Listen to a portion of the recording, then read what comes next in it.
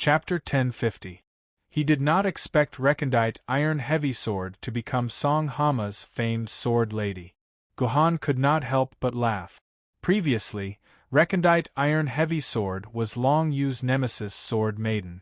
When Song Hama synchronized recondite Iron Heavy Sword's main body and Long Yu realized that his recondite Iron Heavy Sword had become an artificial sword Maiden without a soul, his expression would definitely be very rich. You're actually the Stinky Toad's friend? Enemies are bound to meet. The Lady of Recondite Iron Heavy Sword said through gritted teeth as she looked at Gohan. It seemed like the Lady of Recondite Iron Heavy Sword had not forgotten about her crushing defeat at Gohan's hands 3 years ago. Although it was only a consciousness fragment of recondite Iron Heavy Sword that had fought Gohan back then, it was not the recondite Iron Heavy Sword's main consciousness. However, that consciousness fragment had returned to the recondite Iron Heavy Sword's main consciousness. Hence, the recondite Iron Heavy Sword remembered this memory clearly. Even thinking about it now made the Lady of Recondite Iron Heavy Sword feel very displeased. Gohan smiled faintly, but did not say anything. The recondite Iron Heavy Sword was Song Hama's sword lady, after all. She was already considered one of them, so Gohan could not be bothered to argue with her. However, the recondite Iron Heavy Sword was still unwilling to give up. Back then, you shamelessly learned my consciousness fragment's solitary 9 swords, but times are different now. My consciousness fragment's sword technique isn't even half of my main consciousnesses. Today I'll show you what the real solitary 9 swords is. How can an ignorant brat like you learn it secretly? You want to fight me? This isn't a suitable place, is it? Gohan frowned. At that moment, the waiter at the tea house brought over a few cups of green tea. A few tea leaves that looked like boats floated on the surface of the green tea. It looked calm and elegant, pleasing to the eye. When the Lady of Recondite Iron Heavy Sword saw the tea, her eyes suddenly lit up. Why don't we spar with this tea? How do you want to spar? Gohan asked curiously. How about we use the chopsticks as swords and the tea leaves in the tea as targets? The Lady of Obsidian Heavy Sword took out 2 chopsticks from the chopstick container and placed one in front of Gohan. Later, I'll shake this cup of tea into the air. Then, both of us will use this chopstick to absorb the tea leaves floating in the air. Let's see who can absorb the most tea leaves in the end. How about that? What kind of damnable method is this? Song Hama, Cast Cloud Steel, and Mountain Suppression Sword exchanged glances. They had never heard of such a way of swordsmanship. Using chopsticks to absorb the tea leaves floating in the air was indeed an unheard of way of fighting, and it could indeed not hurt the friendship between the two sides. It was the best way to compete, but was this really something that humans could do? No problem. Gohan nodded, and it could be considered that he had agreed to the recondite Steel Heavy Sword's challenge. Then, let's begin.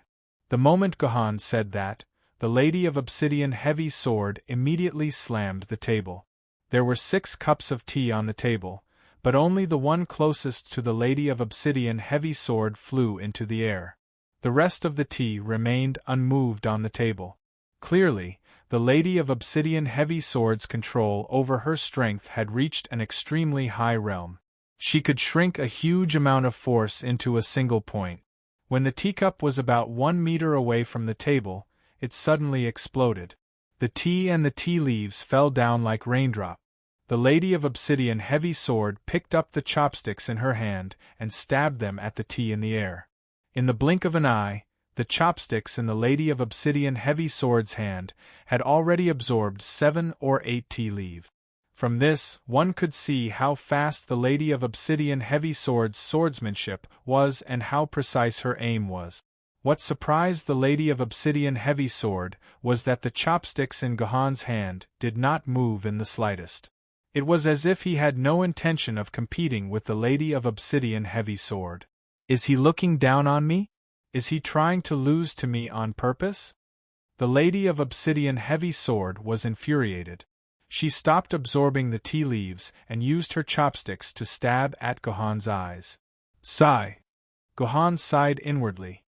He had indeed planned to lose to the Lady of Obsidian Heavy Sword on purpose, so that he could let bygones be bygones and avoid hurting his relationship with Song Hama. However, the Lady of Obsidian Heavy Sword was stabbing at his eyes with her chopsticks. If he continued to tolerate it, he would not be Gohan. However, Gohan did not do anything else.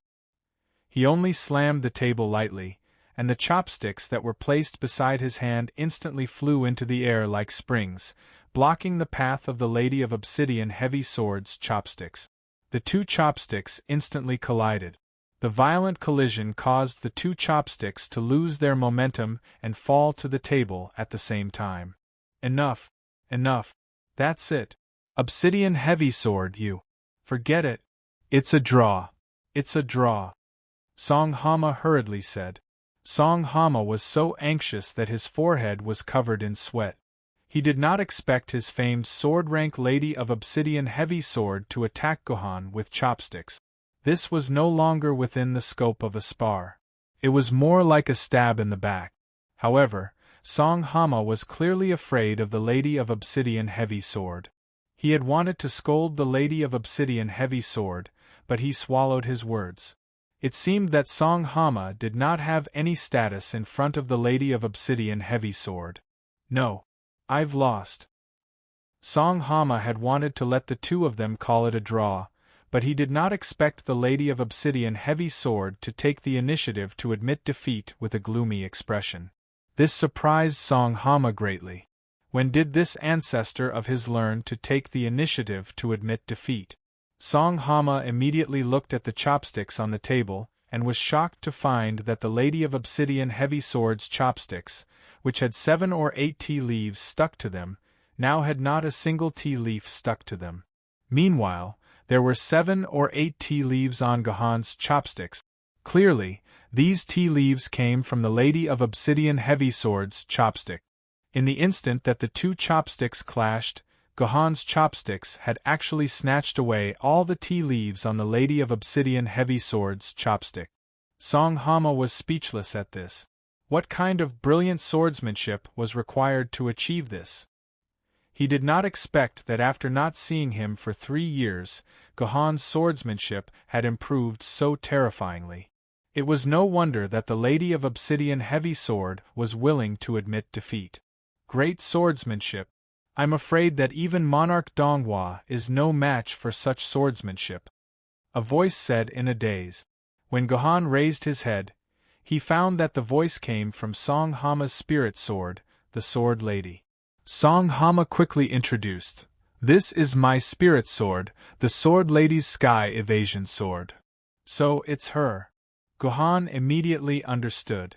The sky evasion sword was the legendary sword of Monarch Donghua, who was also the leader of the 8 immortals, pure young Taoist Lu Dongbin. It was said that it was a peerless divine weapon refined by fire dragon Taoists. Lu Dongbin was famous for his flying sword technique. He was a top-notch swordsman in history. The Sword Lady would not lie. Since Lu Dongbin's sword, the Sky Evasion Sword, said that Gohan's swordsmanship had surpassed Lu Dongbin's, then Gohan's swordsmanship must have surpassed Lu Dongbin's. Sky evasion, is what you said true? Has Brother Gohan's swordsmanship really surpassed Monarch Donghua's? Song Hama still asked in disbelief. It's not like Lu Dongbin hasn't fought with Duguchubai before, but he was still beaten to a pulp by Duguchubai. I know Lu Dongbin's strength better than Tiandun. Even 3 Lu Dongbins combined wouldn't be a match for your brother. The Lady of Black Iron Heavy Sword said impatiently. She clearly didn't think much of Lu Dongbin. Maybe. Gohan smiled. It's useless to talk about it. We'll know after we fight. Song Hama was speechless. Song Hama told Gohan about what happened in the past 2 to 3 years. He felt that the brotherly relationship had become close again. So, Song Hama asked, Brother, you've stayed in Shanghai Pass for almost 3 years. When will you come out of Shanghai Pass? There's no need for an expert like you to guard that place, right? Soon. Just in a few days. Gohan nodded. I haven't been back to Yuzhong City for 3 years. I miss everything there. It's time for me to go back and see. That's true. Your disciple has had a hard time in the past 3 years, especially that new chairman of the Sword Council. He treats your disciple like a thorn in his side, a thorn in his flesh. You let your pitiful disciple, a mere ancient sword-rank sword-wielder, sit in the position of Sword Pavilion Master for 3 years. If it were me, I would have been driven mad long ago, Song Hama said with a lingering fear in his voice. What did you say? Gu Han frowned. You're saying that Lu Shihua is still an ancient sword-tier swordsman? Yes. Why didn't you know? Song Hama was stunned. Shihua clearly told me that she had already become a treasure sword-tier sword-wielder 2 years ago. Last year, she became a famed sword-tier sword-wielder. Soon, she would be able to synchronize with the spirit sword-tier sword maiden. I always thought that these 3 years were very smooth for her. Gu Han cried out. That's impossible. She's still an ancient sword-wielder, trustworthy. Song Hama said angrily. You don't know how much the new chairman of the Sword Council and those old guys are going overboard. They said that since Lu Shihua took over the position of Sword Pavilion Master, she should do everything herself and be perfect. Therefore, they forced Lu Shihua to do everything by himself. They even made Lu Shihua do some things when he was free. As a result, Lu Shihua could only stay in the Sword Pavilion for the past 3 years. He couldn't even go out of the Sword Pavilion, let alone go out of the city to fight with Yuanko. If she didn't fight Yuan Ko, where would she get the sword essence? Without the sword essence, how could Lu Shihua increase her level? Song Hama sighed. What's worse is that those people keep saying that Lu Shihua is a lazy glutton, that he has no talent, and that he doesn't have the ability to become a sword-level sword wielder. He only knows how to hide in the sword garret and enjoy his life. Yuzhang City is full of complaints about Lu Shihua, and the sword garret is also in chaos. Your disciple is only in her early 20s, but now she looks like a woman in her 30s. How pitiful! Shihua. Gohan couldn't help clenching his fists. In the past 3 years, Gohan had talked to Lu Shihua several times. Every time, Lu Shihua told Gohan that he was fine and that everything was fine in Yuzhang City. Moreover, Gohan had been immersed in fighting and perfecting his swordsmanship. After hearing Lu Shihua say that Yuzhang City was fine, Gohan didn't pay much attention to Yuzhang City. Therefore, he didn't hear anything about Lu Shihua in the past 3 years. This made Gohan feel deeply guilty. He had arranged for Lu Shihua to be the Sword Pavilion Master in Yuzhang City, but he hadn't considered the future. He didn't expect that he would enter Shanhai Pass so soon. Lu Shihua, a young ancient sword wielder without any background, had to endure the schemes of countless old foxes for 3 years. One could imagine what kind of pain and torture Lu Shihua had gone through in the past 3 years. Some people need to pay the price. Gohan picked up the cup of tea in front of him and drank it in one gulp. Back then, he wasn't strong enough and could only use various means to barely deal with the attacks of those old foxes. But now it was different. It seemed that Gohan needed to make some bastards pay the price. Chapter 1051. It seems like I've stayed here for too long. After leaving the game, Gohan sighed. He did not expect that his carefree life over the past few years had caused Lu Shihua's life to be so bitter. However, this kind of life was finally coming to an end. After another day, Gohan would have spent 3 years in Shanhai Pass. Finally, it was time for Gohan to leave Shanhai Pass. However, this night did not seem to be peaceful. The moonlight in the sky trembled slightly. With a thought, Gohan suddenly tapped the void on his left. The entire space trembled, and a figure fell out of the void. Chang-Yi. It's actually you. When Gohan saw the person he had knocked out of the void, he could not help but be surprised. This person was actually the last great witch, Chang-Yi, whom the humans had been searching for 2.5 years in Shanhai Pass to no avail. Are you here to ambush me? Gohan looked at Chang-Yi with interest.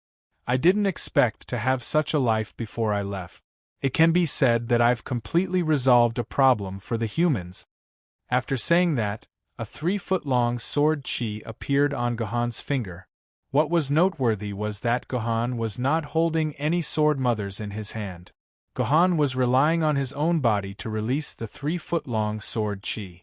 Everyone knew that if a swordsman wanted to release sword chi, he had to have a sword mother in his hand. Sword chi. Sword chi. How could there be chi without a sword? However, at this moment, Gohan could release sword chi out of thin air. Perhaps only the sword masters knew how terrifying this was. "Wait," Chang-Yi hurriedly said. "I'm not here to kill you. I was already in your room when you were playing the game. If I wanted to kill you, wouldn't it have been better to do it then?" "You wouldn't have been able to kill me then," Gohan said disdainfully. "If you dare to come within 5 meters of me, I can kill you even in the game." Gohan's words made Chang-Yi gulp involuntarily. She did want to get closer to Gohan, but once she was within 5 meters of him, she felt a chill run down her spine. It was as if she would be killed if she took another step forward. Therefore, Chang-Yi wisely decided to give up and waited for Gohan to come out of the game from afar. She didn't expect that this action would actually save her life. "Speak. Why are you looking for me? You're not really here to die, are you?" Gohan said as he looked at Chang-Yi's ugly face, which looked as if it had been splashed with acid. "Do you think I'm ugly?" Perhaps sensing the disdain in Gohan's eyes, Chang-Yi's emotions were suddenly stirred, and her voice suddenly became high-pitched. Coupled with her ugly appearance, it was like the howling of a demon. "Do you know? Am I the most beautiful woman in the world?" "I know." Gohan nodded. "Your Chang-Yi sword has told our media more than once that you are indeed beautiful. Is that so? Does anyone still remember my beauty?" Chang-Yi suddenly fell silent, but then her face was filled with resentment. "Do you know why I, the most beautiful woman in the world, became like this? What do you want from me?" Gohan frowned. He had no interest in listening to Chang-Yi's story. "I don't want anything. You don't have anything on you that I want." Chang-Yi smiled strangely, then took out a wooden box made of unknown materials. She opened the wooden box, and a drop of Zhu Wu's blood essence was shockingly placed inside. "This drop of Zhu Wu's blood essence is for you." Chang-Yi directly placed the box in front of Gohan.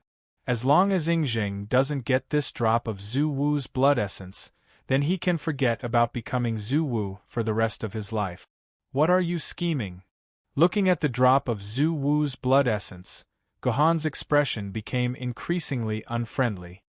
"I hate men like you the most. All of you are scheming and plotting." Chang-Yi looked at Gohan with disdain. "I'll tell you the truth. This drop of Zhu Wu's blood essence is the key to resurrecting the 12 Zhu Wus in the future. I'm giving this drop of Zhu Wu's blood essence to you so that the 12 Zhu Wus can be resurrected. I've already told you my scheme. How you deal with it is up to you." After saying this, Chang-Yi did something that caused Gohan to turn pale with fright. That was, her body actually began to dissolve. In the blink of an eye, this grand witch Chang-Yi had turned into a drop of blood, floating on the floor. This drop of blood was exactly the same as the other grand witches. Clearly, Chang-Yi had committed suicide. Gohan looked indifferently at the drop of blood on the floor, and the drop of Zhu Wu's blood essence on the table. The last Wu people who had escaped the net, Grand Witch Chang-Yi, had actually appeared in front of him of her own accord. Then, she handed over the last drop of the Wu people's blood essence to him. In the end, she had directly committed suicide, not giving Gohan any chance to ask any questions. She had even blatantly told Gohan that this drop of Zhu Wu's blood essence was the key to resurrecting Zhu Wu. Only God would know what kind of scheme Chang-Yi was secretly plotting. However, no matter what, how to deal with this drop of Zhu Wu's blood essence had become a rather troublesome matter.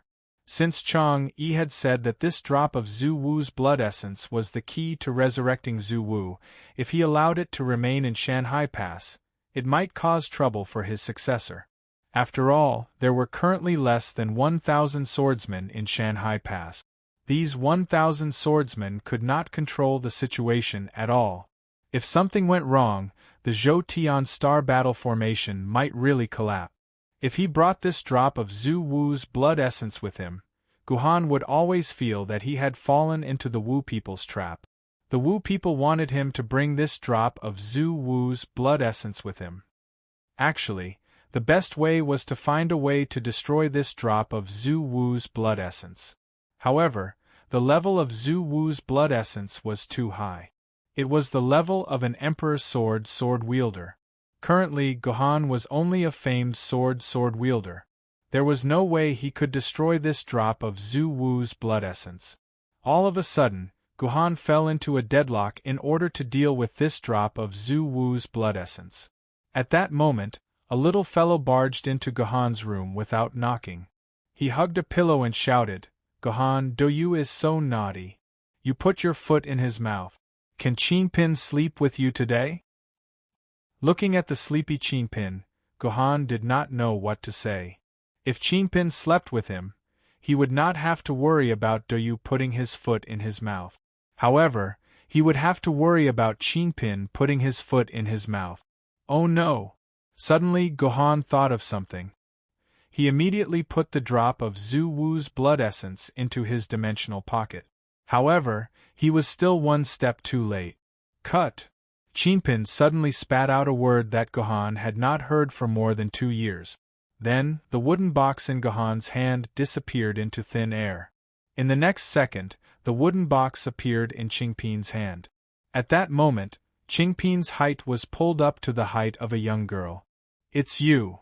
Guhan touched his head with a headache. He did not expect that young girl Qingpin, one of Guhan's biggest headaches, would jump out again. "Damn it! You actually hid so many things from me."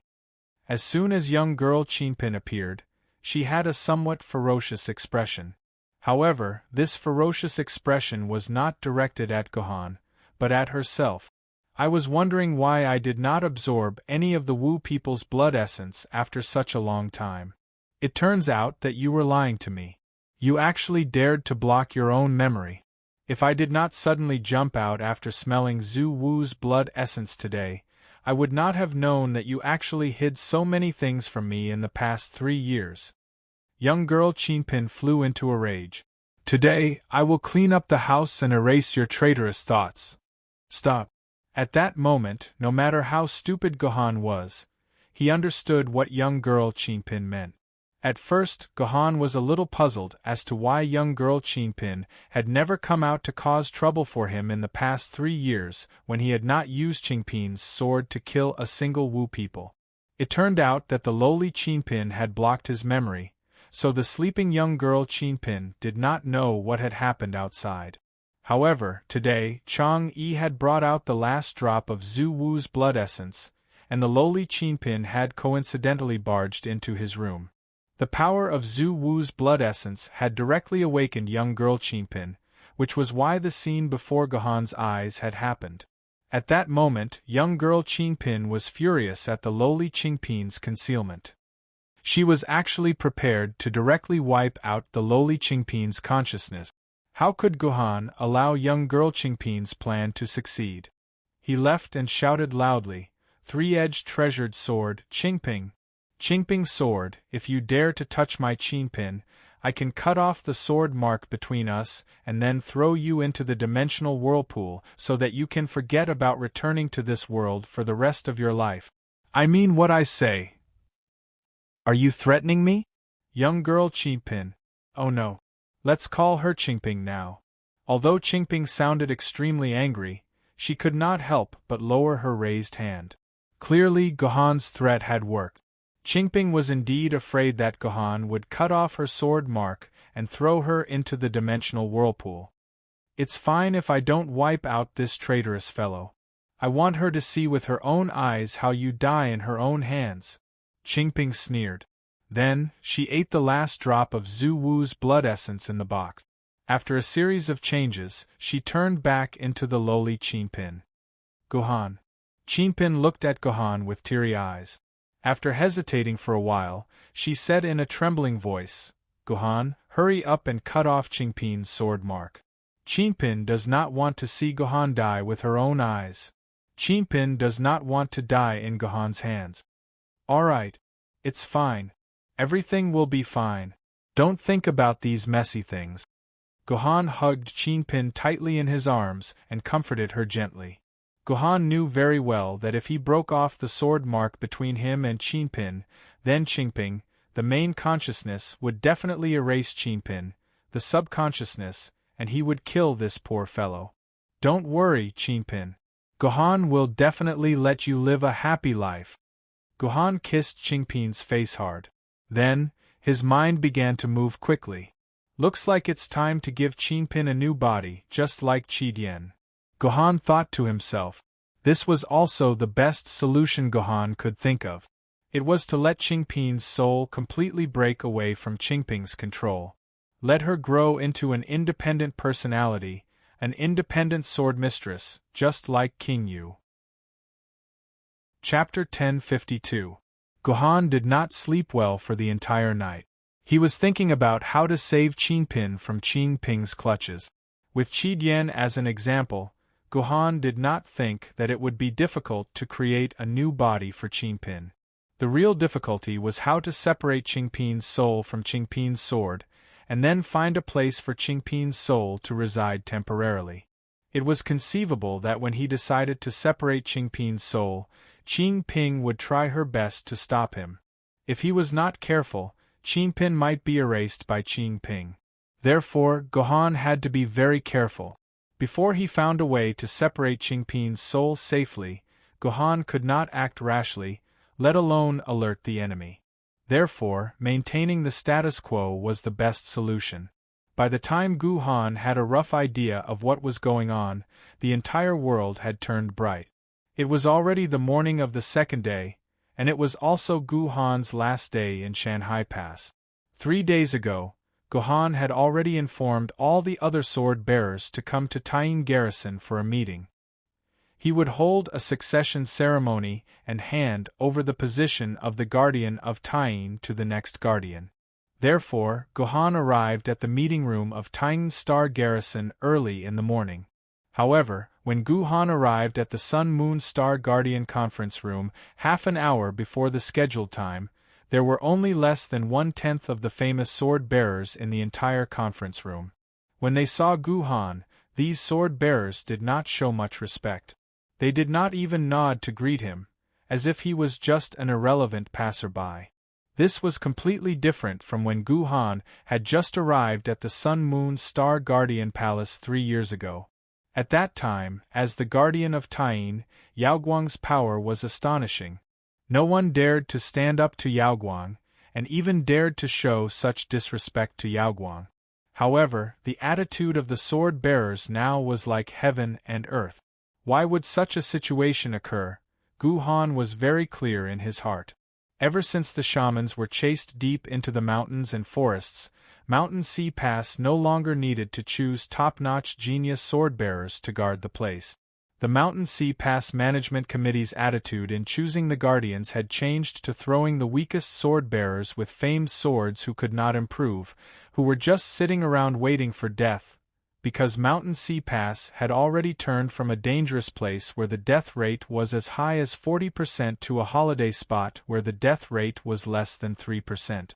The Mountain Sea Pass Management Committee only used the ranks of these sword-bearers to maintain the existence of the Heavenly Cycle Star Formation. They did not need these sword-bearers to fight. When Shanghai Pass had to fight constantly, powerful strength would become the guarantee of prestige. Only when you had powerful strength would those sword-bearers be willing to fight with you, because they believed that you could protect them. Therefore, those sword-bearers who had fought alongside Gohan for 1.5 years were very respectful towards Gohan, because they knew very well how terrifying and powerful Gohan's strength was. However, those sword-bearers who had not seen Gohan's strength before were useless sword-bearers. Their purpose of living in Shanghai Pass was to wait to die. Many of them had not even seen the face of Wu people, so they did not know how terrifying Gohan's strength was. In the propaganda of the Sword Committee, all the credit was given to Ing Zheng and Liuyanling, and Gohan was just a sword-bearer who was occasionally mentioned. He was lucky enough to become brothers with Liuyanling and Ing Zheng, so he got some credit. Besides, because there was no need to fight, the title of Sun Guard was more of an empty title. At the same time, it was only to maintain the existence of the Zhou Tian Star Battle Formation. They were all sword-bearers with famous sword-bearers, so why should they show respect to him? On top of that, Gohan had completely hidden behind the scenes for the next 1.5 years, so the people of Taiyang Garrison had forgotten about the existence of this Sun Guard. In conclusion, it was reasonable for these new sword-bearers to have a disdainful attitude towards Gohan. When the appointed time arrived, only less than 1/5 of the sword-bearers with famous sword-bearers had come to the meeting room. Gohan knew that even if he waited any longer, these sword-bearers would not come. Well, it did not matter whether they came or not. As long as the successor of Taiyang Garrison was here, he could just hand over the Sun Star Zhou Tian Star's Hour banner to him, and his mission would be completed. Wan Shida, the heavy responsibility of Taiyang Garrison will be handed over to you, said a rather young sword-bearer sitting beside him. The reason why Gohan handed the position of Sun Guard to him was very simple. It was because he was the youngest among all the sword-bearers present. At the same time, he was also the new *T Star Guardian. Since the position of Sun Guard had become insignificant, Gohan willfully gave it to his successor in Shising Garrison. Thank you, Sir Gohan. Wan Shida excitedly pulled out his *T Star Great Zhou Tian Star's Hour banner and placed it on the table. At the same time, he held the new Sun Star Great Zhou Tian Star's Hour banner in his hand, ready to take over the position of Sun Star Guardian. After all, this was the position of Sun Star's Guardian. Although this position was more of a symbolic thing after the Shanghai Pass Administrative Committee was reorganized and didn't have any actual power, it still sounded better than the title of *T Star Guardian. No one expected that in the future, the position of Sun Star Guardian would be handed over to the *T Star Guardian. The Shising Garrison also leapt from being the worst garrison in Taiyang Garrison to becoming the Crown Prince of Taiyang Garrison. All the Sun Star Guardians would be taken over by the *T Star Guardian. Gohan couldn't be bothered to hold a succession ceremony. He directly pulled out his great Zhou Tian Star's Hour banner from his purple palace. Just as he was about to break it, something happened.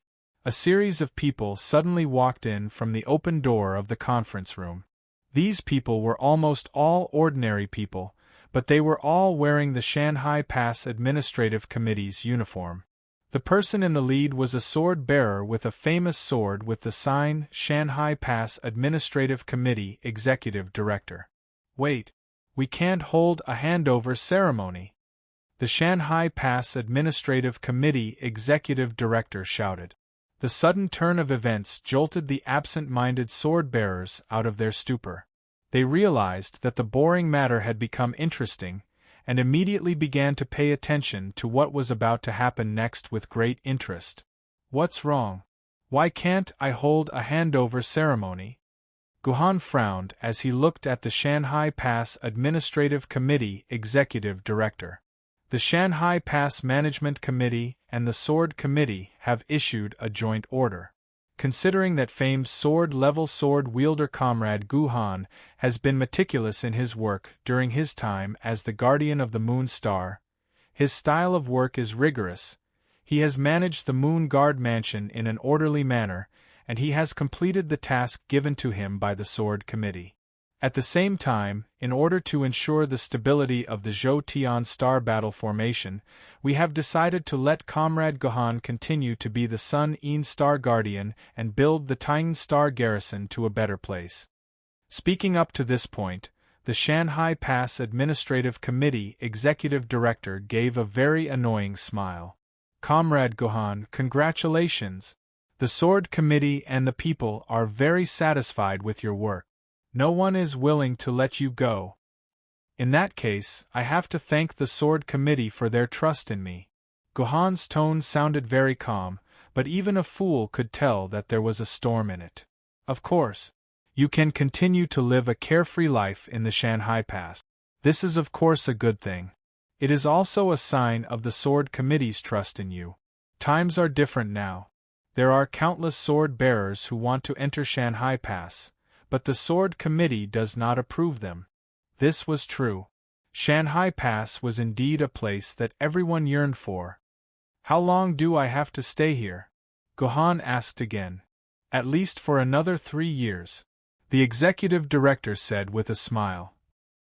If you think it's not enough, another 6 or 9 years is not out of the question. This is Ying Zheng's idea? Or is it the idea of those bastards in Yuzhong City? Or is it the idea of the Lunyan family? Gohan asked out of the blue. How would I know who you've offended? The executive director blurted out the truth in a moment of confusion. Shanghai Pass was the best place for those sword bearers who wanted to retire. There was no danger here, and they could earn a very generous salary. There was no better place in the world to retire than here. However, for those sword bearers who were determined to improve themselves, this place was a dead end. The shaman tribe would not provide sword essence to the sword bearers. Forget about staying for 3 years. Even if the sword bearers stayed here for 30 years, they would not be able to increase their sword essence. This place was equivalent to a place that would forever seal the sword bearers and prevent them from increasing their sword essence. No sword bearer with any fighting spirit would be willing to stay in Mountain Sea Pass. Therefore, when Gohan heard that the Sword Committee had ordered him to stay in Shanghai Pass for another 3 years, Gohan could not suppress his anger. Back then, when Liu Nianling, Ku Rakin, and Leslie Dracula were all transferred away, but Gohan was not. Gohan had already guessed that someone was deliberately trying to suppress him in Shanghai Pass. However, at that time, Gohan wanted to heal the internal injuries in his body, and at the same time, to better understand his swordsmanship, so he did not resist. However, he did not expect the mastermind to be so shameless. They actually wanted to suppress him for another 3 years. Gohan could say without a doubt that if he really stayed in Shanghai Pass for another 3 years, he would still be forced to stay there for another 3 years. These people wanted to use Shanghai Pass as a cage, trapping him in Shanghai Pass forever. Gohan said coldly, since the establishment of Shanghai Pass, there has never been a case where sword bearers are required to stay in Shanghai Pass after 3 years. Every sword bearer only needs to stay in Shanghai Pass for 3 years. This is written in the rules of Shanghai Pass. Did the Sword Committee forget about this? The rules can be changed. The executive director said impatiently, I forgot to tell you that the rules have been changed. Now, as long as the Sword Committee feels that it is necessary, they can request sword bearers to stay in Shanghai Pass. Therefore, the rule of having to leave after 3 years is no longer effective. You have to stay in Shanghai Pass. If you don't want to be the guardian of the lunar star, you can be the guardian of the *T star. Anyway, you will be leaving from here. What if I refuse? Gohan suppressed his anger. Then I'm sorry. There is no shortage of positions in the prison of the disciplinary committee. The executive director scolded in disdain. In his eyes, would any sword bearer dare to resist the authority of the disciplinary committee? Chapter 1053. I can't be bothered to waste my time with you. Without another word, Gohan snapped the Sun Zhou star banner in his hand and swaggered towards the door of the meeting room. He couldn't be bothered with the executive director of the Shanghai Pass Administrative Committee anymore. Gu! How dare you! The executive director of the Shanghai Pass Administrative Committee took out his sword lady and was about to release it to attack Gohan. However, he held the sword lady in his hand for a long time, but it didn't move at all. It seemed like it had no intention of releasing it. Young man, this is Shanghai Pass. Without the great Jotion star banner, you are just an ordinary person. Don't count on your sword lady. A white-haired famed sword-rank swordsman sitting beside the executive director said calmly. The executive director suddenly remembered that he couldn't use the star power in the great Jotion star banner without the help of the Jotion star banner. Moreover, the sword essence in his body was completely suppressed by the great Jotion star battle formation. Therefore, it was impossible for him to release his sword lady. The executive director wasn't completely blind or deaf. He had vaguely heard some of his friends talking about Gohan. He knew that Gohan was a sword master. Without the help of the sword lady, he was afraid that he wouldn't be a match for Gohan. You guys hurry up and capture him. Therefore, the executive director immediately ordered the few famed sword-rank swordsmen sitting beside him. These famed sword-rank swordsmen were the guardians of the Jotion star battle formation. They could use the power of their sword lady. Now that Gohan had lost his great Jotion star banner, he was no match for these guardians. Therefore, the executive director immediately ordered them. Tisk! Unexpectedly, these famed sword-rank swordsmen rolled their eyes and pretended that they didn't hear the executive director's words. They continued to sit quietly in their chairs with their eyes closed. What are you doing? Seeing Gohan's figure gradually disappear from his sight, the executive director became anxious and shouted that Gohan openly disobeyed the order of the Sword Committee. We must arrest him and bring him to the Discipline Commission for discipline inspection and let the law judge him. The headquarters of the Sword Committee gave you an order, but not us. The white-haired famed swordsman sneered. How about this? Let's get an order from the Sword Council first, then we'll go and capture him. You! The executive director was infuriated by the swordsman. Putting aside the fact that he did not have the ability to get an order from the Sword Commission, even if he did, he was afraid that Gohan would have left Shanghai Pass by then. Young man, don't blame us for not helping you. This time, the Sword Committee has really gone too far. He's a young expert, different from us retired people. You guys actually trapped him here for another 3 years. Do you guys still have any humanity left? What's more, trapping a potential famed swordsman like this, what are your Sword Committee's intentions? Could it be that the core purpose of the Sword Committee is not to protect and help every swordsman to grow? Could it be that the Sword Committee has become a place where people fight for power and profit, where they will do anything to harm their enemies? This old man feels that the smell of the Sword Committee has become more and more strange in the past 2 years. It's really unlucky. An even older famed sword-level sword-bearer could not help but speak up. This sword-bearer's words could be said to have pierced through the heart. He spoke the truth, and it also caused the executive director's face to turn pale.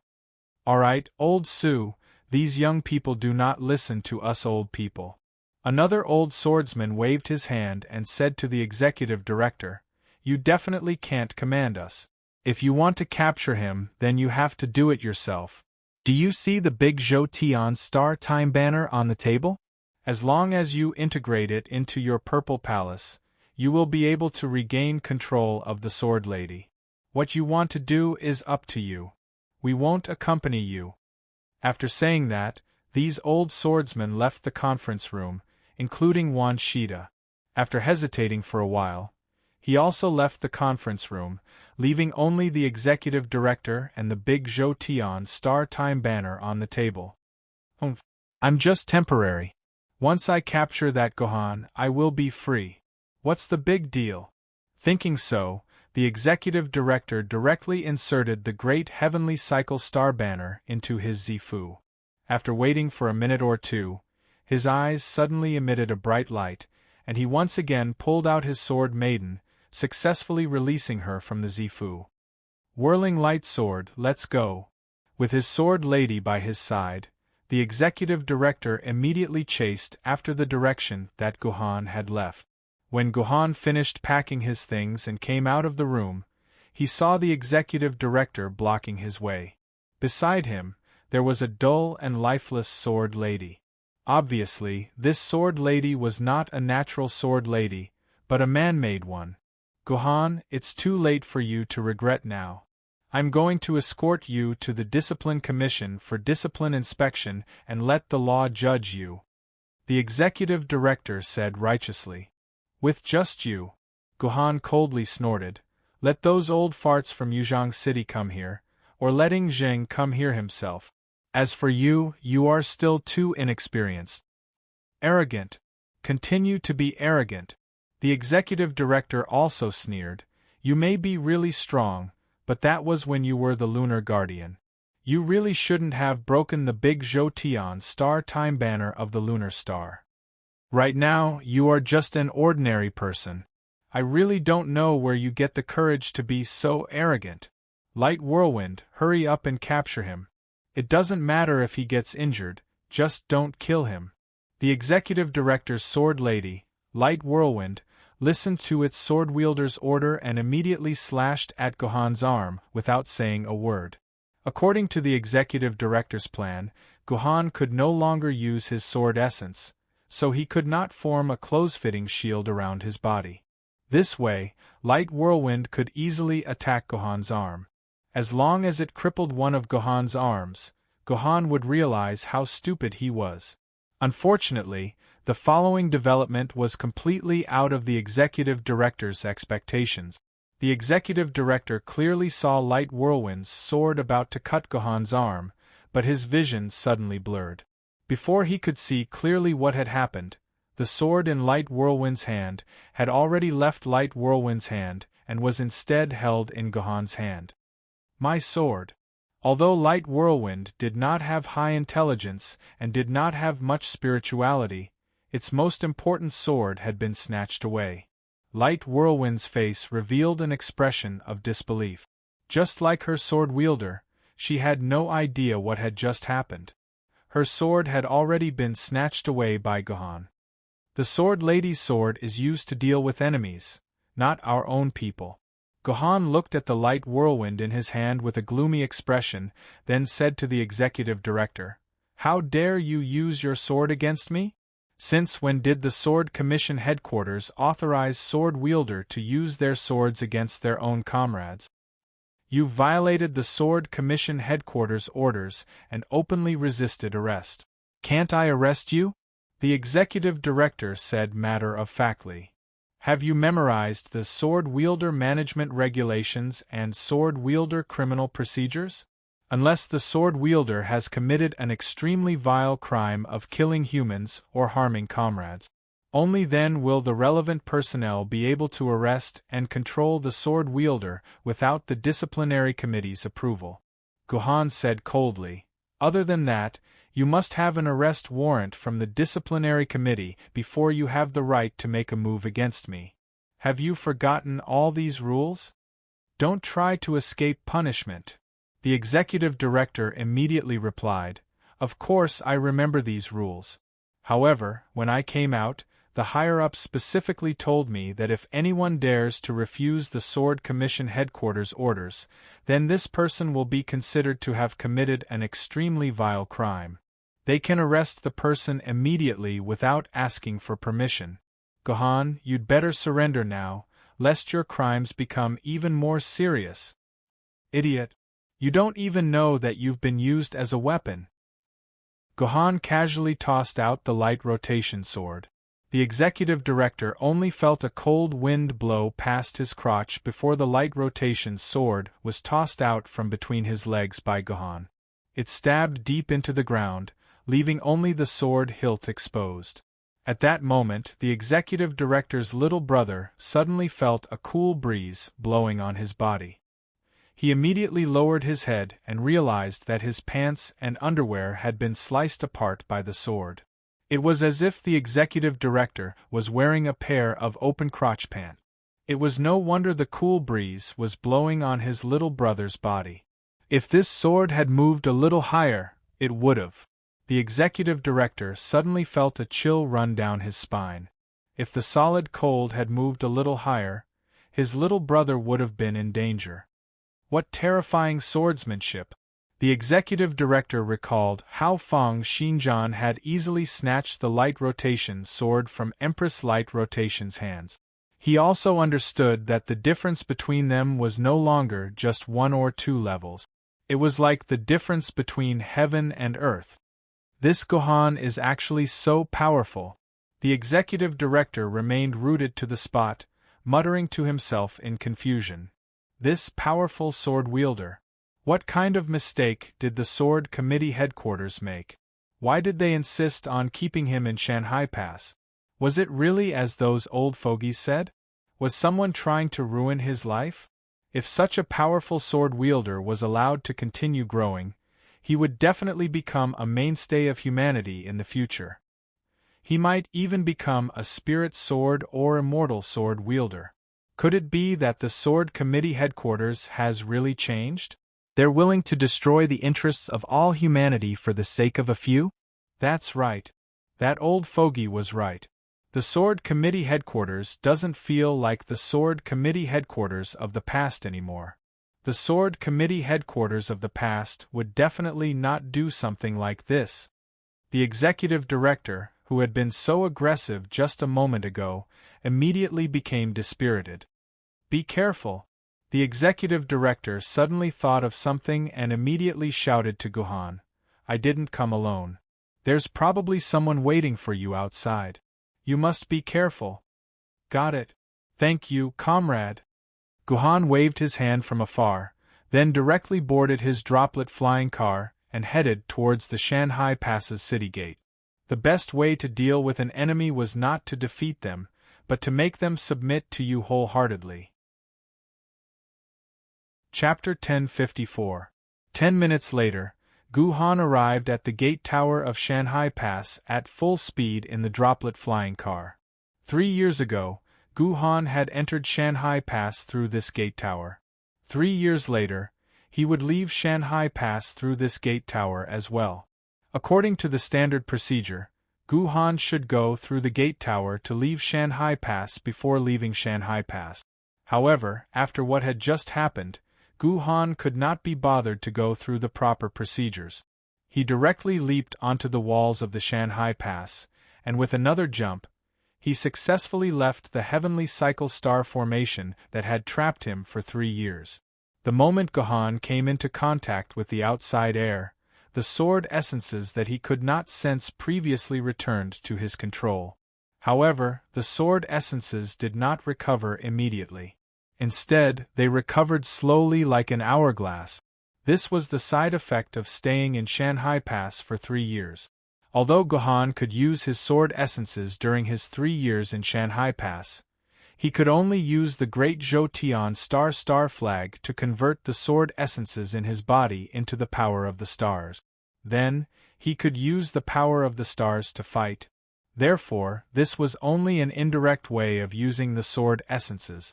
In fact, Gohan had not been able to control the real sword essences for 3 years. Therefore, the sword essences could not return to Gohan's control immediately. He had to gradually regain control over them through a gradual process. Gohan roughly estimated that he could regain control of about 10 quarks of sword essences per second, which was 600 quarks per minute, and 36,000 quarks per hour. It would take about 13 hours for all the 460,000 quarks of sword essences in Gohan's body to be completely recovered. This was nothing for most sword bearers. They only needed to wait for 13 hours. They would slowly recover the sword essences in their bodies under the protection of the Shanghai Pass Management Committee.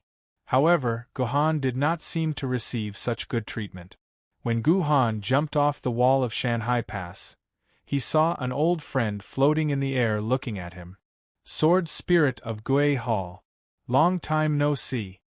The person hovering in the air waiting for him was none other than the Sword Spirit of Guay Hall, who had sent Gohan to Shanghai Pass 3 years ago. After not seeing him for 3 years, the Sword Spirit's aura had become even gloomier, and his strength had naturally increased as well. According to Gohan's observations, this Sword Spirit's sword essence should have broken through 1,000,000 quarks, reaching the minimum standard of a celestial sword wielder. As long as he found a celestial sword wielder who was willing to synchronize with him, the sword spirit would probably become a celestial sword wielder in one leap. Long time no see. There were no stairs under the sword spirit's feet. However, the sword spirit still walked down from the sky as if he was walking down a flight of stairs. Finally, he stood firmly on the ground. What's wrong? Are you here to welcome me? Guhan asked the sword spirit with a smile. Can't I? The sword spirit waved his hand, and a table and 2 chairs were placed on the ground in front of Shanghai Pass. There was also a bottle of wine with a blurred label on the table. It's a Beijing Erguotu produced on the 23rd of March, 2017. You have no idea how much effort it took me to get this wine. Are you interested in having a few drinks with me? The sword spirit of Gui Hall asked Guhan with interest. A fine wine from 1,000 years ago? Guhan looked carefully at the bottle of Erguotu, whose label could no longer be seen. I heard that this Erguotu is worth 100,000 yuan just by smelling it, and 70 million yuan just by drinking it. Are you really willing to let me drink such a fine wine? Whether it's a good wine or not has nothing to do with the wine itself, but the person drinking it, the sword spirit said coldly.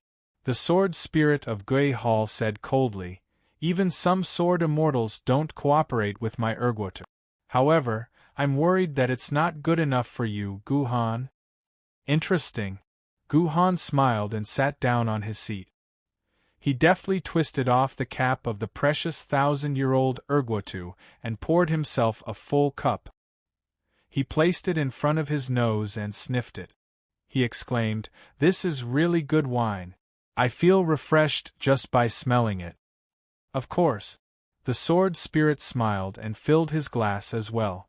He then raised his glass to Guhan and said, "Brother Guhan, a toast to you."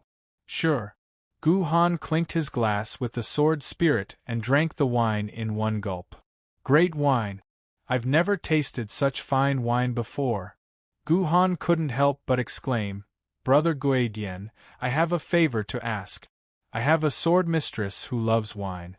I wonder if I could ask her to come out and have a taste of this wine?" "Brother Guhan, you must be talking about Lady E."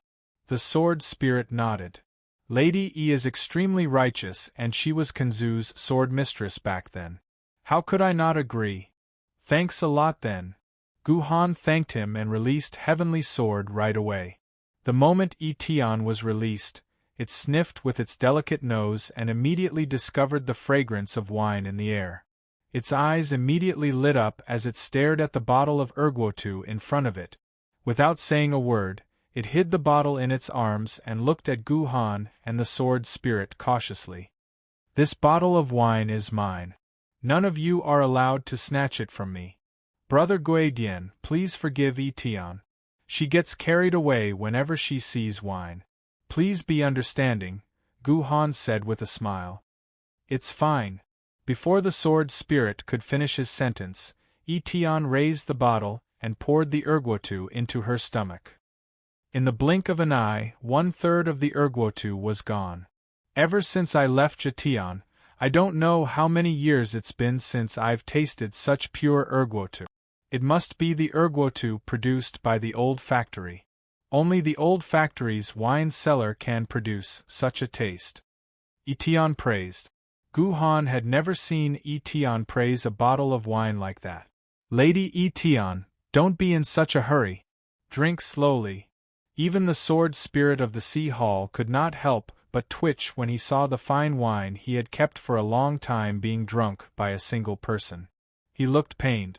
Etian probably felt that it was too wasteful to drink like that, so she snatched the glass in front of Guhan and carefully poured half a glass of Erguotu. She first brought it to her nose and sniffed it with all her might. After fully experiencing the fragrance of the Erguotu, she sipped it mouthful by mouthful. It was a stark contrast to how she had gulped it down like a wolf. For Etian to drink so carefully, "This bottle of wine of yours must be one of the best in the world," Guhan said as he rubbed his nose. Guhan said as he touched his nose, "I appreciate the kindness of this bottle of wine. Tell me, Brother Ming, why did you come all the way here to greet me and spend such an expensive bottle of wine on me? Brother Ming, what are you here for? Our relationship isn't that good, is it? You must be joking, Brother Guhan. The relationship between people is always unpredictable. 1 second you're an enemy. The next you'll become a friend for life and death. The same is true, the Sword Spirit said. The Sword Spirit of Gui Hall said in a deep voice, whether Brother Guhan and I are enemies or friends depends on your decision. I wonder what's wrong with this momentary lapse in judgment? Guhan asked back with interest. Brother Guhan, if you return to Shanghai Pass for another 3 years, we'll be best friends in the world. Otherwise, the two of us will be enemies, the Sword Spirit said calmly. I see. Guhan smiled in disdain. I thought you were different from the others. I didn't expect you to be in cahoots with them. Don't forget that you sent me to Shanghai Pass 3 years ago. I've been here for 3 years. What else do you want? You can stay for another 3 years. Didn't I stay in there for 6 years to achieve what I have today? The Sword Spirit of Gui Palace played with the wine glass in his hand. Let's go back. 3 years is enough. I promise that no one will stop you from coming out after 3 years. How about this? Are you representing yourself? Or do you represent your father? Guhan did not answer the Sword Spirit's question directly. Instead, he asked a different question. What do I mean? What do you mean, my father? The Sword Spirit asked. Didn't you say that enemies and friends are separated by a single thought? Guhan chuckled. If that's what your father wants, then I've made a great opponent. If that's what you want, then I'm sorry, but you're not worthy to be my opponent, Guhan. You! The Sword Spirit was so agitated by Guhan's words that he could not help but jump. How arrogant! There's no opponent in this world that I, the Sword Spirit, can't be. It's not that I'm looking down on you, but the fact that you're waiting for me here means that you know you're not my opponent. Guhan looked at the Sword Lady's great Xia Dragonfinch in the Sword Spirit's hand and said, If you think you're qualified to be my opponent, drink with me for an hour. After an hour, I'll admit that you're qualified to be my opponent. As expected of Guhan and the military governor. I'm speechless. The Sword Spirit let out a long sigh. Others might not know your abilities, but I know them very well. You're right, I'm not your opponent when you're at your peak, and I can't give you an hour to recover your sword essence. Today, let me, your unworthy enemy, send you back. After saying that, the Sword Spirit tossed the Sword Lady Aqua Dragon Sparrow into the air. Then, the Sword Lady Aqua Dragon Sparrow landed heavily on the ground, causing a huge tremor. I won't bully you. As long as you're capable of defeating the Great Xia Dragonfinch, I won't meddle in this anymore. The Sword Spirit took a step back and left the battlefield to the Great Xia Dragonfinch. Etion, it's time to end our feud. The Great Xia Dragonfinch slammed the giant sword in her hand onto the ground, causing a violent shockwave that shattered the entire table. Fortunately, Guhan's eyes and hands were sharp, and he managed to grab that precious bottle of erguatu into his hands. Give me the wine. The Etion was completely focused on the erguatu and did not care about the Great Xia Dragonfinch at the side. What's the hurry? I won't snatch the wine from you. Guhan pouted at the Great Xia Dragonfinch. Let's defeat your old enemy first. I can't wait to have sex with you. Chapter 1055. Etion frowned and said to the water dragon Sparrow, Sparrow, you know better than me what happened back then. I didn't do anything. It was all that guy's wishful thinking. Why do you have to vent your anger on me and keep pestering me? If it wasn't for you, how could Yi Zhiqiu not like me?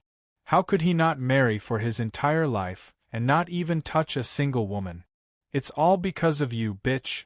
The deep-water dragon Sparrow said angrily. There was important information in her words. After Guhan had become the Sword Pavilion Master, he had specially looked through the records of the Sword Pavilion. he discovered that the second sword-bearer of the heavenly sword, which was also the previous sword-bearer, came from a sword-bearer from 300 years ago called Yijiqiu. In the end, this sword-bearer became a spirit sword-bearer. However, he died at an early age, dying before the age of 50. Otherwise, this Yijiqiu could very well have become an immortal sword-bearer. The deep-water dragon Sparrow happened to be Yijiqiu's sword-mistress. With this information, Gu Han could easily guess what had happened back then. Yijiqiu had fallen in love with Etian, but Etian did not like Yijiqiu. On the contrary, Yijiqiu's sword-mistress, the deep-water dragon Sparrow, had fallen in love with Yijiqiu. However, it seemed that Yijiqiu was deeply in love with Etian. When he could not get Etian's love, he chose not to marry or touch any woman. That was why the deep-water dragon Sparrow hated Etian so much. However, according to some of the other records that Gu Han had discovered, Yijiqiu seemed to have completely fallen out with Etian at the final juncture of his life. For a whole 5 years, he had sealed Etian in his scabbard, not releasing it even once. As for what exactly happened, no one knew. While Gohan was curious about the gossip, the battle on the other side had already begun. Today I will break every bone in your body. I will destroy all your pride and self-esteem. After saying that, the deep-water dragon Sparrow dashed towards Etian with the giant sword in her hand. After so many years, your swordsmanship is still so smelly. You haven't improved at all. Etian shook his head in disdain as he watched the deep-water dragon Sparrow's attack. Clearly, he was not impressed by the deep-water dragon Sparrow's swordsmanship. I only need to flick you lightly, and you'll be sent flying, Etian said indifferently. Then, he gently flicked the heavenly sword towards a certain point on the deep-water dragon Sparrow's sword. Ironically, the one who flew out in the end was not someone else, but Etian himself. Etian's entire body flew out and crashed heavily into a large tree, breaking the entire tree. From this, one could see just how powerful the deep-water dragon Sparrow sword was. Keep pretending. If you, Etian, have the ability to act tough again. Seeing Etian fly out, the deep-water dragon Sparrow immediately felt proud and provoked Etian proudly. Gohan, where's your sword essence? Why is your sword essence so little? Why did I use up all of it just by using a bit of strength? Etian, whose bones were numb from the impact, questioned Gu Han angrily. There's nothing I can do about that. Gu Han shrugged. Etian, you've seen it for yourself. Someone shamelessly fought with me a few minutes after I left Shanhai Pass. I only have less than 2,000 quarks of sword essence in my body now. I've already given you all of these 2,000 quarks of sword essence just now. I don't have any more left. Then how much more sword essence do you have for me to use? Etian immediately asked in shock. From now on, I can only provide you with 10 quarks of sword essence at most every second. You'd better make good use of it and not waste it, Gu Han said with a chuckle. Are you kidding me? 10 quarks of sword essence every second? Even if I'm an Emperor Sword Lady, I can't beat that B*TCH Sparrowhead. Etian looked like she could not accept this. Why don't I do it? Gu Han said calmly. But if that's the case, you have to give me half of this erguotu. Dream on. Etian stomped her feet in anger. Watch closely. I'll use my true strength to deal with this sparrowhead. After saying that, Etian flew out from the broken bushes and took the initiative to fight with the water-sunken dragon Sparrow. However, the heavenly sword's actions were like throwing an egg at a rock. In just a few seconds, the heavenly sword was once again sent flying by the water dragon Sparrow. This time, the heavenly sword directly crashed into the city wall of Shanhai Pass, causing the entire wall to shake. Etian, looks like your new master is too useless. He can't even provide you with a little bit of sword essence, making you so fragile. Why don't I send you back to the furnace to be reforged? The sunken dragon sparrow laughed maniacally and charged towards Etion on the wall like a missile. Sparrowhead, I've always looked down on humans, but I have to say this. Guhan isn't someone *tch like you can bully. Etienzai kicked hard on the city wall and flew in another direction, narrowly dodging the attack of the deepwater dragon sparrow. You can't escape. The sunken dragon sparrow immediately chased after Etion. After fighting for a while in the air, Etion was sent flying by the sunken dragon sparrow for the third time. 3 times, 5 times, 20 times, 50 times. The following battles were just like the previous ones. Although Etion was still fearlessly fighting with the sunken dragon sparrow, she would be sent flying by the sunken dragon sparrow in less than 10 seconds. She was completely beaten up by the sunken dragon sparrow. Hence, the aqua dragon sparrow was extremely excited. It was not that she had never fought with Heaven Sword before, but because they were both sword bearers, and a sword bearer could only provide sword essences to a sword lady in a liberated state, they could not use sword essences during the battle, and could only use swordsmanship. This was naturally a piece of cake for the heavenly sword, which was known as the best swordsman and one of the top 3 famous swords. Every time the sunken dragon sparrow was humiliated by Etion's swordsmanship. Of course, in Etion's eyes, this was a form of education. Therefore, at this moment, when the sunken dragon sparrow kept sending Etion flying, the feeling of humiliation that had been suppressed in her heart for a long time was completely released. What replaced it was a strong sense of pleasure from revenge. The sunken dragon sparrow's brain was so dazed that she did not notice that the truth might not be as beautiful as what she saw. Compared to the dazed sunken dragon sparrow, her sword holder, the sword spirit of Ming Palace, was much calmer. He soon discovered that although the sunken dragon sparrow was at an absolute advantage, Etion was not seriously injured. The energy of the sunken dragon sparrow's shield was always within the 60% safety line, while the energy of the sunken dragon sparrow's shield was decreasing at a slow and even rate. It would soon fall below the 60% safety line. Why is this happening? The sword spirit of Ming Palace was deeply confused. The sunken dragon sparrow was clearly suppressing Etion, and Etion was also the one being sent flying and smashing into various things. If he was in Etion's place, and he was only given 10 quarks of sword essence per second to use, the sword spirit of Ming Palace would have no doubt that his shield would be broken by the sunken dragon sparrow within 2 strikes, and he would become a lamb waiting to be slaughtered. No. There's a problem here. I can't let the sunken dragon sparrow continue playing around. I have to make her use her ultimate move. The sword spirit of Ming Palace immediately ordered the sunken dragon sparrow to use her ultimate move. Wall of Unity. Back then, the creator of the sunken dragon sparrow, Helion Bobo, had decided to build the strongest city in the world, which was the Wall of Unity. Therefore, King Helion Bobo recruited 100,000 people to build the Wall of Unity, and each craftsman was responsible for a section of the wall.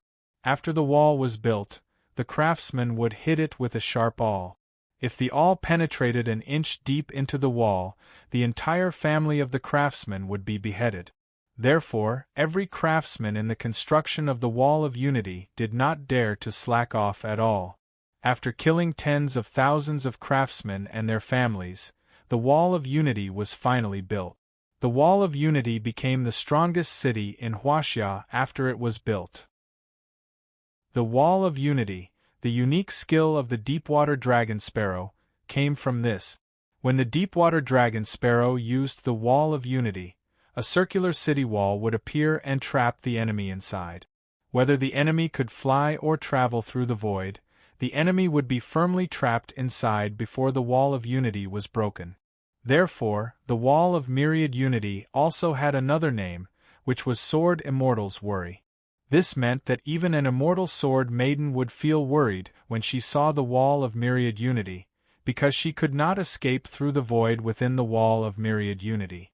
More importantly, when the sunken dragon sparrow was inside the Wall of Unity, the Wall of Unity could increase the sunken dragon sparrow's attack power by 50%, making the already extraordinary sunken dragon sparrow's attack even more terrifying.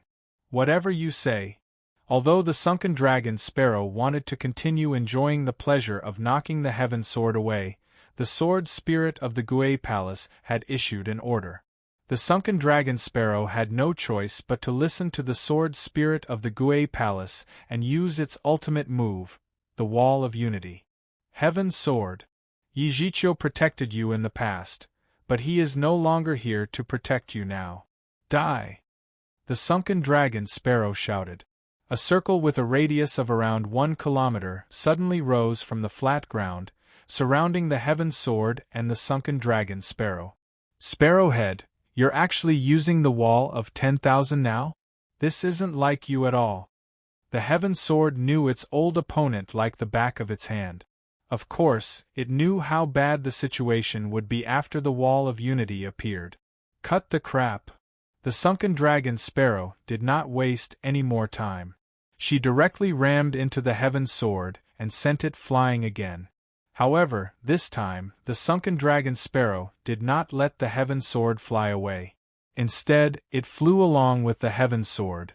It wanted to give the heaven sword a final blow the moment the heaven sword crashed into the wall. The situation seemed quite dangerous. The heaven sword was in great danger. Chapter 1056. The deep-water dragon sparrow eventually hit the wall of all things that he had set up.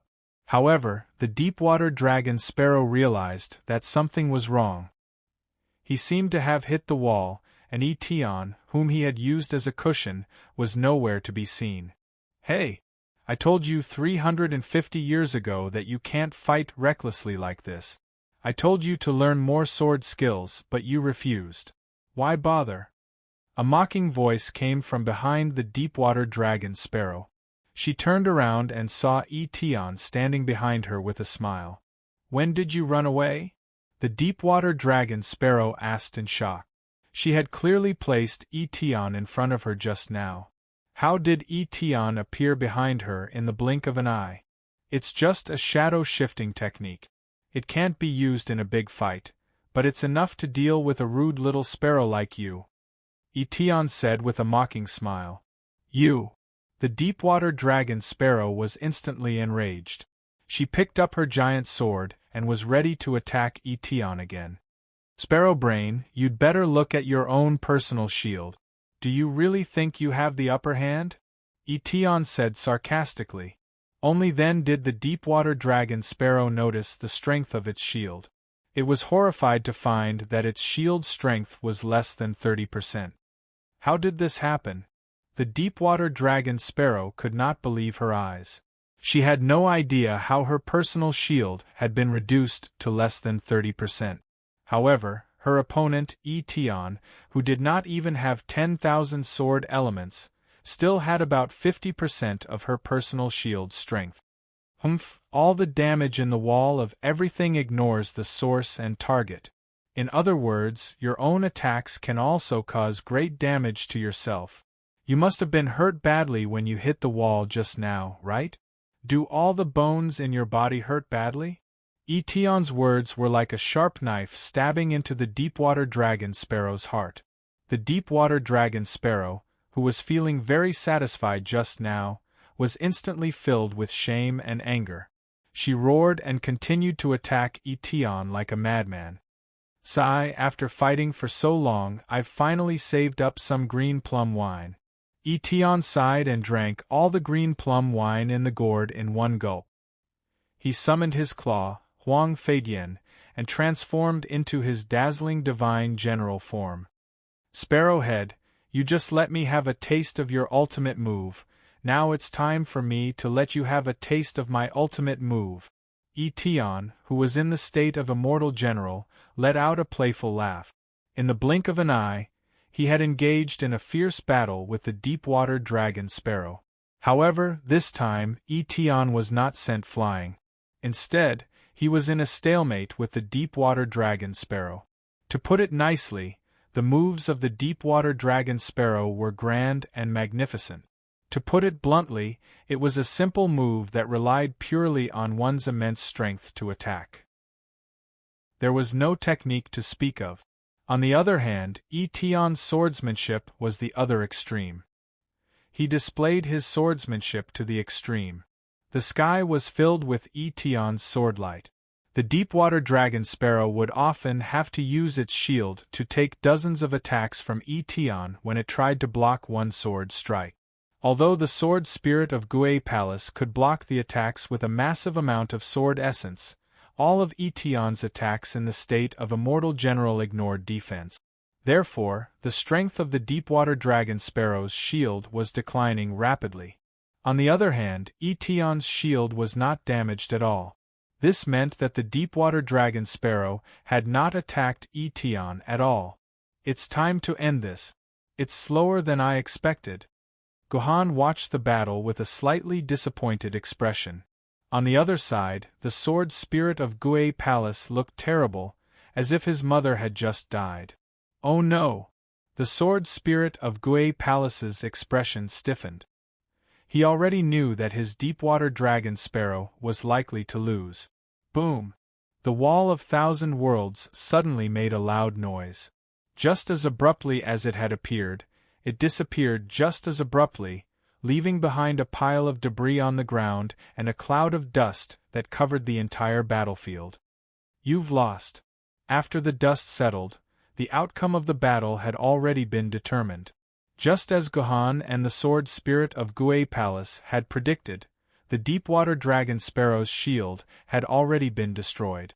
Eteon's heavenly sword was already on the deep-water dragon sparrow's neck. The outcome of the battle was obvious. I've lost. The deep-water dragon sparrow dropped the giant sword in her hand helplessly. Right now, she was filled with a sense of defeat. She had the advantage of more than 1,000,000 sword essences, yet she had still lost to her old enemy. This was a blow that she could not accept. You've changed. You've become stronger than before. The deep-water dragon sparrow calmed down and began to recall the battle. She recalled how she had lost. From the beginning of the battle, she had completely suppressed Eteon. Eteon had been sent flying by her over and over again, and she had thought that victory was in her grasp. However, after thinking about it carefully, she realized that although Eteon had indeed been sent flying, it seemed more like she had done it on purpose. She had been sent flying to nullify her powerful attack, then diverted it to the trees, the walls, and the soil. In any case, she had diverted the attack to something else. She did not receive any actual damage, which was why Eteon's shield did not suffer too much damage even after such a violent attack.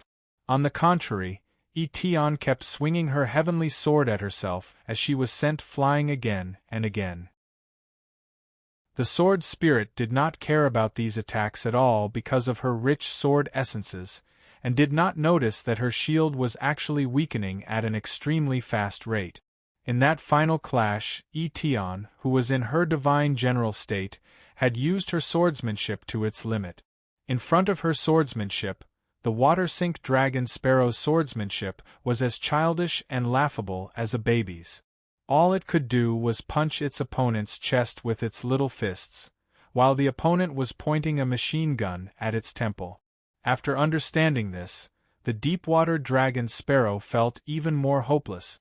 The swordsmanship that Eteon had displayed just now was something that the deep-water dragon sparrow had never seen before 350 years ago.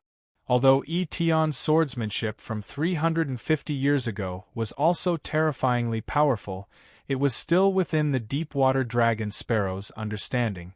The deep-water dragon sparrow could still understand Eteon's swordsmanship. Simply put, Eteon and the deep-water dragon sparrow were still in the same category. The difference between them was like the difference between an emperor and a beggar. But now, the difference between them was like the difference between a beggar and the Jade Emperor. The difference had exceeded the limits of humans. One was in the sky while the other was on the ground. Eteon's improvement over the past 350 years was terrifying, but the deep-water dragon sparrow was still at the same place, dreaming of revenge. It was just too ridiculous. Your swordsmanship is probably much more terrifying than recondite iron heavy sword's swordsmanship now. What exactly have you been through over the past 350 years?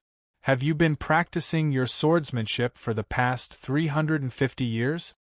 After experiencing the huge difference between them, the deep-water dragon sparrow suddenly realized that her hatred for Etion had lessened.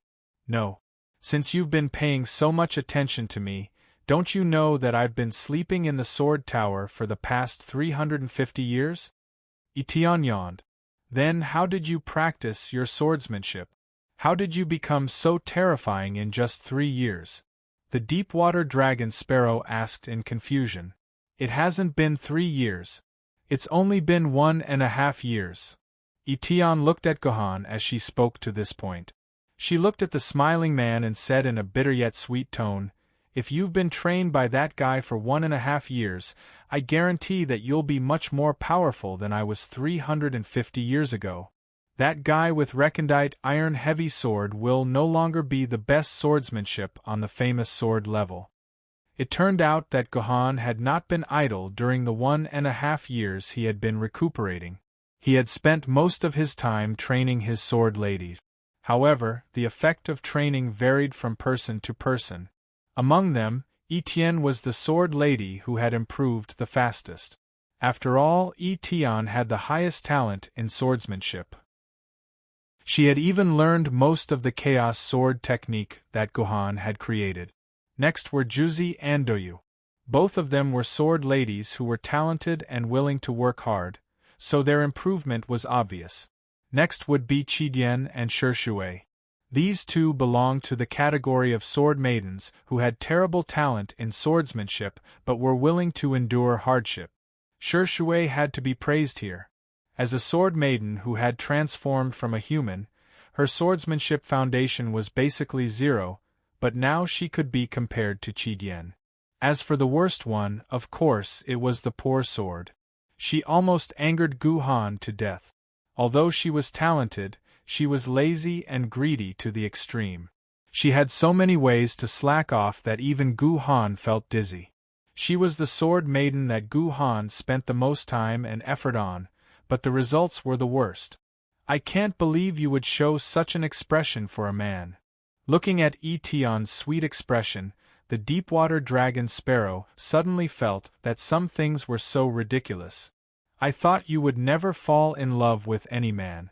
If Yi Zhiqiu saw this, he would definitely die of anger. If he dies, then he dies. Who cares about him? Etion shrugged and put away the heavenly sword that was on the deep-water dragon sparrow's neck. Why? Don't you want to break all my bones? The deep-water dragon sparrow asked guiltily as she recalled her bold words. Why would I break your bones? I'm only interested in wine. I'm not interested in your bones. Etion walked back to Gohan lazily. She stuck out her tongue and said, "Where's my precious erguotu? Give it to me." Sigh, I want to have a sip too. The deep-water dragon sparrow shook her head bitterly. She turned into a ray of sword light and returned to the sword spirit's scabbard. She was too ashamed to come out and could only numb herself with wine. I didn't expect Lady Etion's swordsmanship to have improved to such an extraordinary level. I'll leave you alone, brother Gohan. The sword spirit smiled bitterly and cupped his fists at Gohan. He was about to leave. Wait. Gohan said slowly as he placed the erguotu in Etion's hands. Did I say you could leave? Do those idiots really think that I, Gohan, am a nice person that they can do whatever they want without getting angry at? Sword Spirit of the Gui Palace, can I borrow your clothes? Chapter 1057. Dear viewers, you are now watching the Yan Jing Feng Yun TV station's exclusive live broadcast, Exploring the Ruins. A super team of 6 famed swordsmen will explore the cities that have been reduced to ruins. While fighting against Yuan Ko, they will discover a huge secret that has been hidden for thousands of years. Today, the team has arrived at the ruins of Qinhuangdao City. Although this place is very close to Shanhai Pass and is often raided by swordsmen, there are not many Yuan Ko hiding in the ruins of Qinhuangdao City. However, it is still a place full of danger. Grand Shaman Qin Huang once said in our program that Qinhuangdao City was named after him, and it was a name that he liked very much. 3,000 years ago, his favorite thing to do was to stand by the seaside of Qinhuangdao City and look at the setting sun in the sky. I believe that in the near future, all of you will be able to see the beautiful setting sun through our cameras. However, I don't know if the setting sun now will be any different from the setting sun from 3,000 years ago. A host held a microphone and talked non-stop to a fully automatic flying camera. Beside the host were 6 swordsmen who were vigilantly observing their surroundings, on guard against Yuan Ko who could appear at any time. This was a special live broadcast program produced by Yanjing's largest television station, Yanjing Feng Yun TV station. They sent reporters to follow the swordsmen into the dangerous ruins of the city. Although their gimmick was to explore the secrets under the ruins of the city, they were actually live broadcasting the fierce battle between the swordsmen and Yuan Ko. This program was deeply loved by the masses. Although they could usually see how the swordsmen and Yuan Ko fought through movies and videos, those were after all edited and recorded, and they already knew the outcome.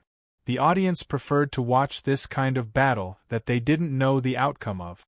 This kind of live broadcast is undoubtedly a very risky way of broadcasting. This is completely different from the reality shows we see now. Although reality shows look quite dangerous, they have all kinds of safety measures. The celebrities who participate in reality shows can't really be in danger. However, this live broadcast program called Exploring the Ruins did not have any safety measures. Yuan Ko didn't care whether the reporters were innocent or not. In the 50 years since this program had been broadcast, more than 10 reporters had died in Yuan Ko's hand. More than 100 people had died in the 6 swordsman team organized by the television station. Therefore, such a program needed to be produced with great strength. Even the war reporters themselves needed to be at least a sword bearer. Otherwise, they would not be able to stay on the battlefield for more than a few days before dying tragically in the hands of Yuan Ko. Because the production cost of this program was so high and the content was so thrilling and exciting, the ratings were very high. For example, the current live broadcast of Exploring Qinhuangdao City had more than 1 million viewers watching this live broadcast. Be careful! While the host was talking non-stop, a swordsman who was in charge of guarding in the distance suddenly shouted. Everyone immediately became very nervous. Even the host immediately shut his mouth and controlled the automatic camera to record the surroundings. At this moment, the audience also held their breath, waiting for Yuan Ko to suddenly jump out. Everyone, pay attention to the sky in the distance. There seems to be a white Yuan Ko there. Suddenly, a white shadow appeared in the sky in the distance. The host immediately said to the audience nervously. But soon, they found that it was a false alarm. When the white figure revealed its true face, people found that it was a silver-white artificial object. It was a levitating vehicle shaped like a water droplet. On both sides of the levitating vehicle, there was the logo of Yuzhong City. It turned out that this was a levitating vehicle from Yuzhong City. It was a human, not the dangerous Yuan Ko. Everyone, be careful. Who knows, this levitating vehicle might be Yuan Ko in disguise. The leader of the 6 swordsmen said cautiously, then immediately used his personal terminal to send an identification signal to the levitating vehicle. If the levitating vehicle was really a human levitating vehicle, then it would definitely give the team a unique feedback signal. Beep! The personal terminal made a crisp sound, and everyone let out a sigh of relief. This sound meant that the personal terminal had received a feedback signal. The levitating vehicle was indeed a human levitating vehicle. What a pity! I thought I could see the battle with Yuan Ko. Many of the audience said with pity, but there were also many who were very interested in the appearance of the levitating vehicle. This was the first time they had seen a levitating vehicle shaped like a water droplet. This levitating vehicle looked very cool. They didn't know which company produced it, and what was the contact number to order it. "Hello, comrades from Yuzhong City. We are swordsmen from Yanjing City. Why don't we meet up?" The team leader immediately used his personal terminal to send an invitation to the levitating vehicle. 4 swordsman bearers to meet in the wild at the last minute. It was normal for both sides to get together and chat. After all, in this desolate wasteland, it was not easy to meet a comrade. It was natural for everyone to get together and chat. It was not that the team had not met other swordsman bearers before. Every time they sent out an invitation, the other party would show up. Then, the audience would get to see some other swordsman bearers. Occasionally, they would see a team of more than 10 swordsman bearers fighting together. "You are from Yanjing City?" Soon, the team leader's personal terminal received a reply from the levitating vehicle. It was a young male voice. "That's right. Let's get together. Let's have a chat," the team leader invited. However, this Yuzhong City swordsman did not care about the team leader's invitation. Instead, he said playfully, "Since you are from Yanjing City, then I'll give this London guy to you." "What the hell is this?" Hearing this answer, the team leader, the host, and the audience in front of the TV were all confused. What did this answer mean? What did he mean by "since you are from Yanjing City, then I'll give this London guy to you"? Was there any connection between Yanjing people and London people? Just when everyone was puzzled, the levitating vehicle flew above the team in the blink of an eye. Then, the top of the vehicle was opened, and a white object was pushed out from the levitating vehicle. These swordsman bearers thought that the levitating vehicle had dropped a bomb from the sky. They immediately jumped to the side in panic. At this moment, the team was near the ruins of a house in Qinhuangdao City. The ground was covered with sharp concrete ruins, as well as rusted steel bars. The shiny white thing that was thrown out from the hovercraft crashed into the ruins, raising a cloud of dust into the air. After the levitating vehicle dropped the person, it immediately headed towards Yuzhong City. It did not even stop for a second. "What is this? Is it a bomb?" the host nervously guessed while covering his mouth. When the dust gradually dispersed, the thing that was pushed out from the levitating vehicle was reflected in the eyes of the host and the audience. The thing that was pushed out was actually a naked, white body. "Ah, it's actually a man." The male audience in front of the TV were excited when they saw the white body. But when they saw the gender of the body, they immediately cursed. "Who the hell wants to see a man's body? Can't you change it to a woman's? Oh my God, mosaic. Quickly put on a mosaic." After the host saw the situation clearly, he immediately said to the automatic camera beside him. This fully automatic camera from the future was also very considerate to add automatic mosaic technology. After a few seconds, the white body was automatically mosaic with even more white, only the head was displayed in the image. F***ck, it's fine if a woman is mosaic, but you're a man, why are you mosaic? The audience was even angrier and cursed. The other sword bearers quickly rushed up and helped the naked man up. In the end, they found that the man's body was not light. A steel bar had even pierced the man's waist. They did not know if it had pierced his kidney or not. At the same time, the man's hands were tightly bound by a talisman seal. Obviously, this man was a sword bearer, and the other sword bearer was the one who did it. Otherwise, he would not have been sealed with a talisman seal that only humans had.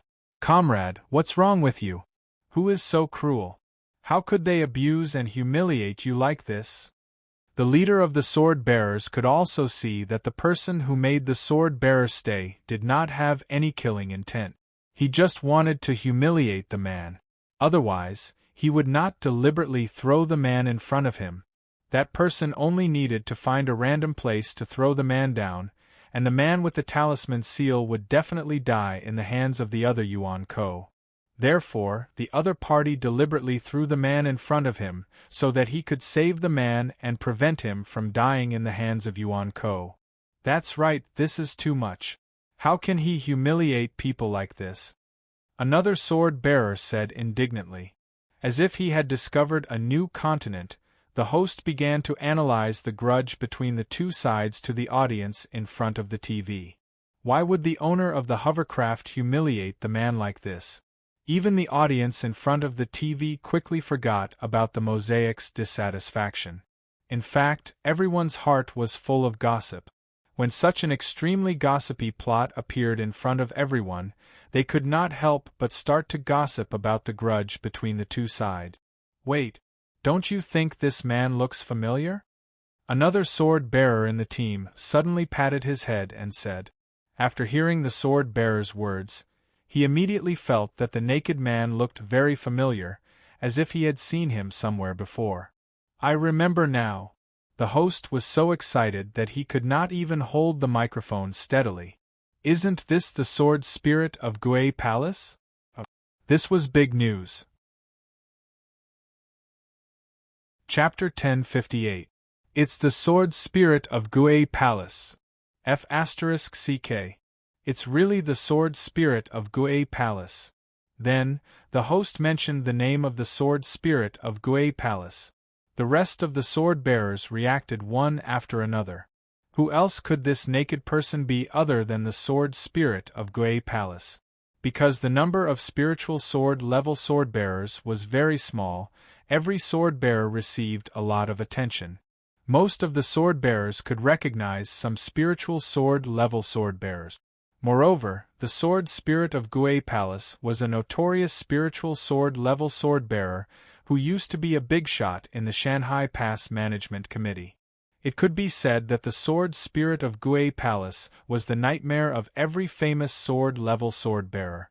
What they were most afraid of was being recorded in the Black Notebook by the sword spirit of Gui Palace and becoming a glorious member of the Shanghai Pass. A year and a half ago, the Wu people were mostly wiped out by Grand Shaman Qin Huang. The Shanghai Pass had changed from an extremely dangerous place to a retirement place for famous sword-level sword-bearers. The sword spirit of Gui Palace had also lost his greatest deterrent. However, the shadow of the sword spirit of Gui Palace still existed in the hearts of every famous sword-level sword-bearer. The face of the sword spirit of Gui Palace could be said to be the most memorable face of a spiritual sword-level sword-bearer. It was just that they couldn't imagine that the powerful sword spirit of Gui Palace would be stripped naked and thrown down. The name of the sword spirit of Gui Palace had never popped up in their minds. Therefore, they felt that the person in front of them was very familiar, but they still couldn't recognize him. In fact, some of the sword-bearers present had recognized the sword spirit of Gui Palace from the beginning. However, after recognizing the sword spirit of Gui Palace, they kept their mouths shut for fear of revealing his true identity. Although the sword spirit of the Gui Palace was no longer a threat, the problem was that the sword spirit of the Gui Palace was the son of the Dragon Lion Sword Emperor. Now that he was stripped naked and thrown down, if such a shameful thing were to be exposed in the live broadcast, one could imagine how miserable the person who revealed the sword spirit of the Gui Palace would be. Only the host, who didn't fear the sword spirit of Gui Palace that much and didn't know that the sword spirit of Gui Palace was the son of Long Shurjiendi, called out the name of the sword spirit of Gui Palace without any hesitation. At this moment, all the other sword-bearers revealed a look of sudden realization, as if they had just discovered it themselves. The sword-bearers had a look of realization on their faces, but the viewers who were watching the live stream exploded. Many people who knew about the sword spirit's background were so shocked that they fell off their chairs. What kind of joke was this? The son of the dignified Shanghai Pass Management Committee, Long Shurjiendi, was actually stripped naked and thrown down from the sky. He even deliberately threw it into a live TV program so that millions of viewers could see this shameful scene at the same time. It could be imagined that after this TV program was broadcast, even if the TV station immediately banned it, the impact of this matter would inevitably spread through the internet. In less than a day, everyone would know that the son of the dignified Longsure Jiendi had been stripped naked and his sword essence had been sealed with a talisman. This was a complete and utter defeat. Hurry up and bring me new clothes, and brand new underwear. After the captain confirmed that this naked person was the sword spirit of Gui Palace, he immediately shouted to his teammates, "Oh!" The team members hurriedly rummaged through their dimensional pockets, trying to find a new set of clothes. In the end, they discovered that although there were a lot of new clothes in their dimensional pockets, there was no brand new underwear at all. They only had underwear that they had worn once or twice. If the sword spirit of Gui Palace knew about this, wouldn't he hate them to death? I say, you guys. The team leader stomped his feet angrily when his team member couldn't find any clothes for him. He took out a new towel from his dimensional pocket and wrapped it around the sword spirit's body temporarily to avoid exposing himself. However, when the sword spirit appeared in front of the camera in a towel, he looked like a prostitute that the police had caught from a hotel when they were cracking down on pornography and illegal publications. Sealed talisman. Which one of you knows how to remove the talisman? Hurry up and help the sword spirit of Gui Palace remove this talisman, the captain said to his teammates after wrapping the sword spirit in a bath towel. Captain, it's not like you don't know. It's not that easy to remove the talisman. If you don't know what the other party is using to remove the talisman, not only will you not be able to remove the talisman, but you may also cause unavoidable and permanent damage to the sword spirit of Gui Palace. Only professionals can remove it, a team member replied softly.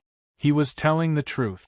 Depending on the method used to seal the talisman, the method to remove the seal was also different. If one randomly removed the talisman without knowing the other party's method, there was a 90% chance that not only would the talisman not be able to remove the talisman, but it would also cause permanent damage to the other party. Therefore, the best solution was to escort the sword spirit of Gui Palace back to Yanjing City and ask professionals there to analyze the sealing method of the talisman. Then, the professionals would remove the talisman. It was better for the sword bearers to not act rashly. Otherwise, the sword spirit of Gui Palace and Longsure Jiendi would bear a deep grudge against them. No. Just use the simplest method to remove the talisman. The sword spirit of Gui Palace, who had been silent all this while, suddenly said his first words after seeing the sword bearers. Although the talisman could seal the sword bearers' sword essence, it couldn't seal their mouths. While the captain was fiddling with the sword spirit of Gui Palace, the sword spirit of Gui Palace kept his mouth shut the entire time. His expression was as dull as a rock, and he didn't stop the captain's actions. He just let the captain do as he pleased, as if he had lost his mind. Only when the other sword bearers expressed that they wanted to send the sword spirit of Gui Palace back to Yanjing City to remove the seal did the sword spirit of Gui Palace finally speak. The current situation had already tortured the sword spirit of Gui Palace. If he was sent to Yanjing City to be studied again, it would be no different from torturing the sword spirit of Gui Palace again. Can we just use the simplest method? The captain couldn't help but confirm again. The so-called simplest method was to directly send his sword essence into the talisman and remove the seal. However, the premise was that the person who sealed the talisman didn't use any special sealing method. Otherwise, sending his sword essence into the talisman would result in the terrible consequences mentioned before. Just use it, the sword spirit of Gui Palace said while gritting his teeth. He was obviously suppressing the huge anger in his heart. The captain didn't dare to ask any more questions. He directly sent his sword essence into the talisman. Just like the sword spirit of Gui Palace had said, the talisman was easily removed. This once again proved that the person who sealed the sword spirit of Gui Palace had only used the simplest sealing method to humiliate the sword spirit of Gui Palace. This was the most humiliating method.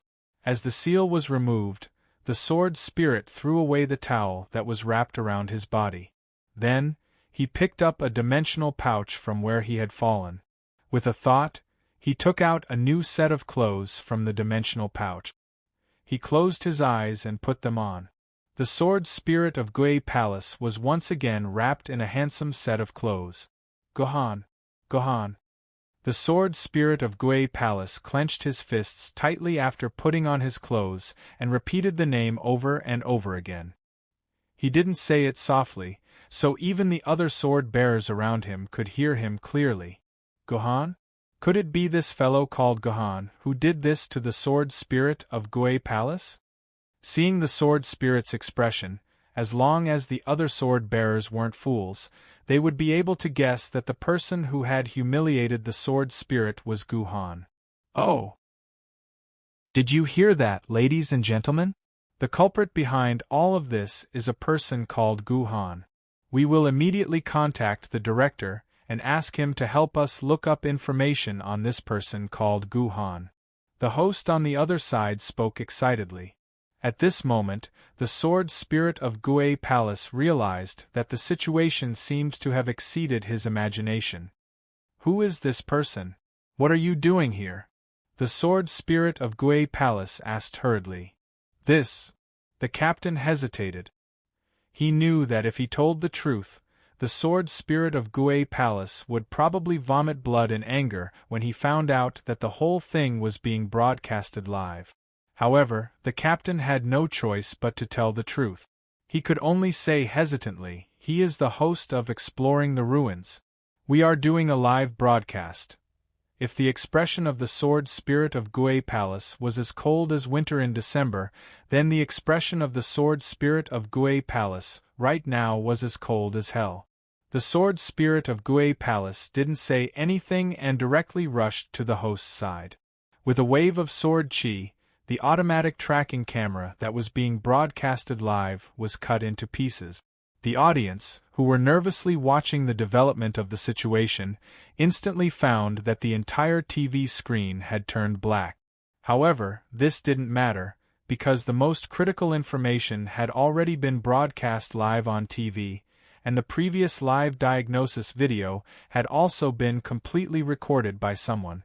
Then, it was directly published on the internet with a very eye-catching title, "Live Broadcast of a Spirit Sword-Level Swordsman Naked? Crown Prince Jiendi Suffered the Most Cruel Humiliation in the World." As a result, just like what was said before, this video began to spread on the internet at an unimaginable speed.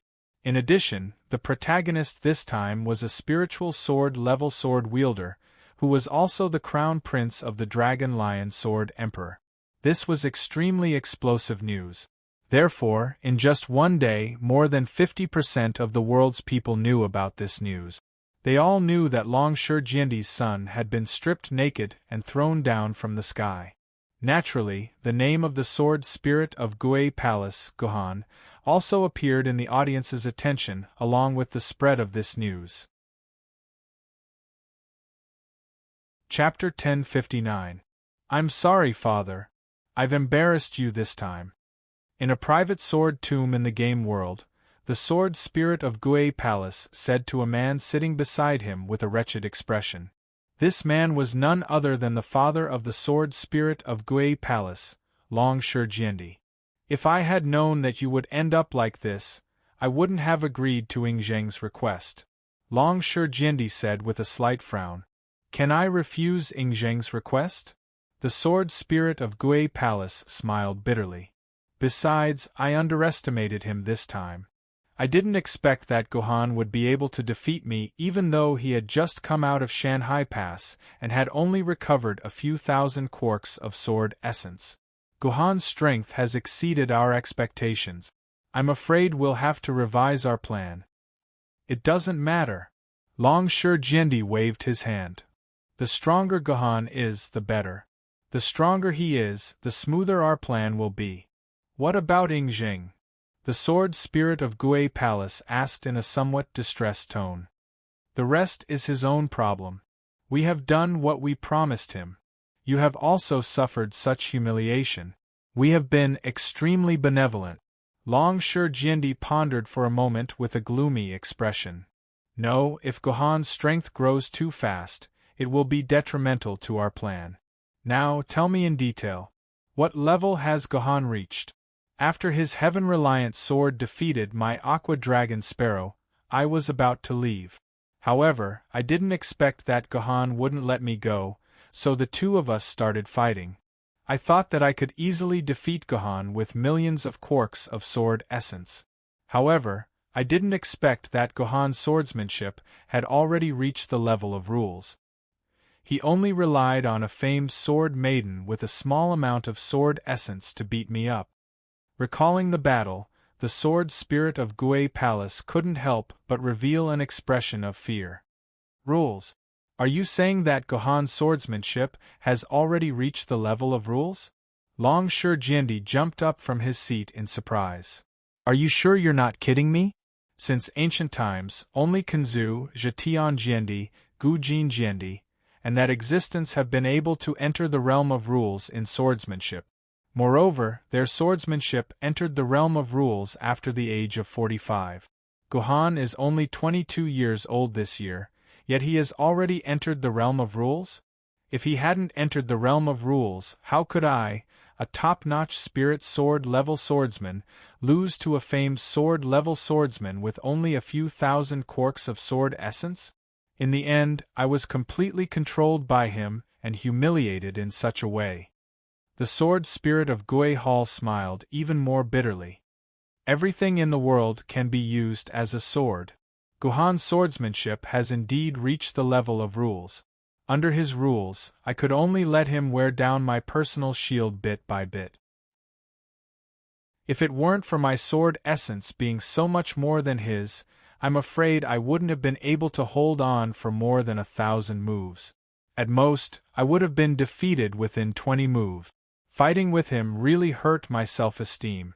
After this fight, I wouldn't dare to touch the sword hilt for at least 3 months. Otherwise, my mind would be filled with his sword shadows. I might as well let the sword maiden fight by herself. Didn't you hurt him at all? Long Shi Jiandi asked again. Not really.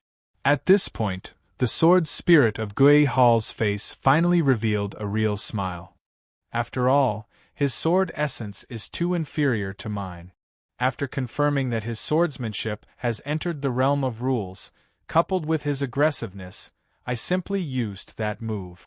I'm afraid that his current situation is not much better than mine. You used that forbidden move? Long Shi Jiandi was stunned. You sealed his Zifu? Most likely, the sword spirit of Gue Hall said with certainty. Why did he use the simplest sealing method when he sealed me with the sealing rune? It's because he probably couldn't use any sword essence at that time. I'm afraid he even lost contact with the sword marks. Now, the sword maiden is just an ordinary iron sword in his hand. Interesting.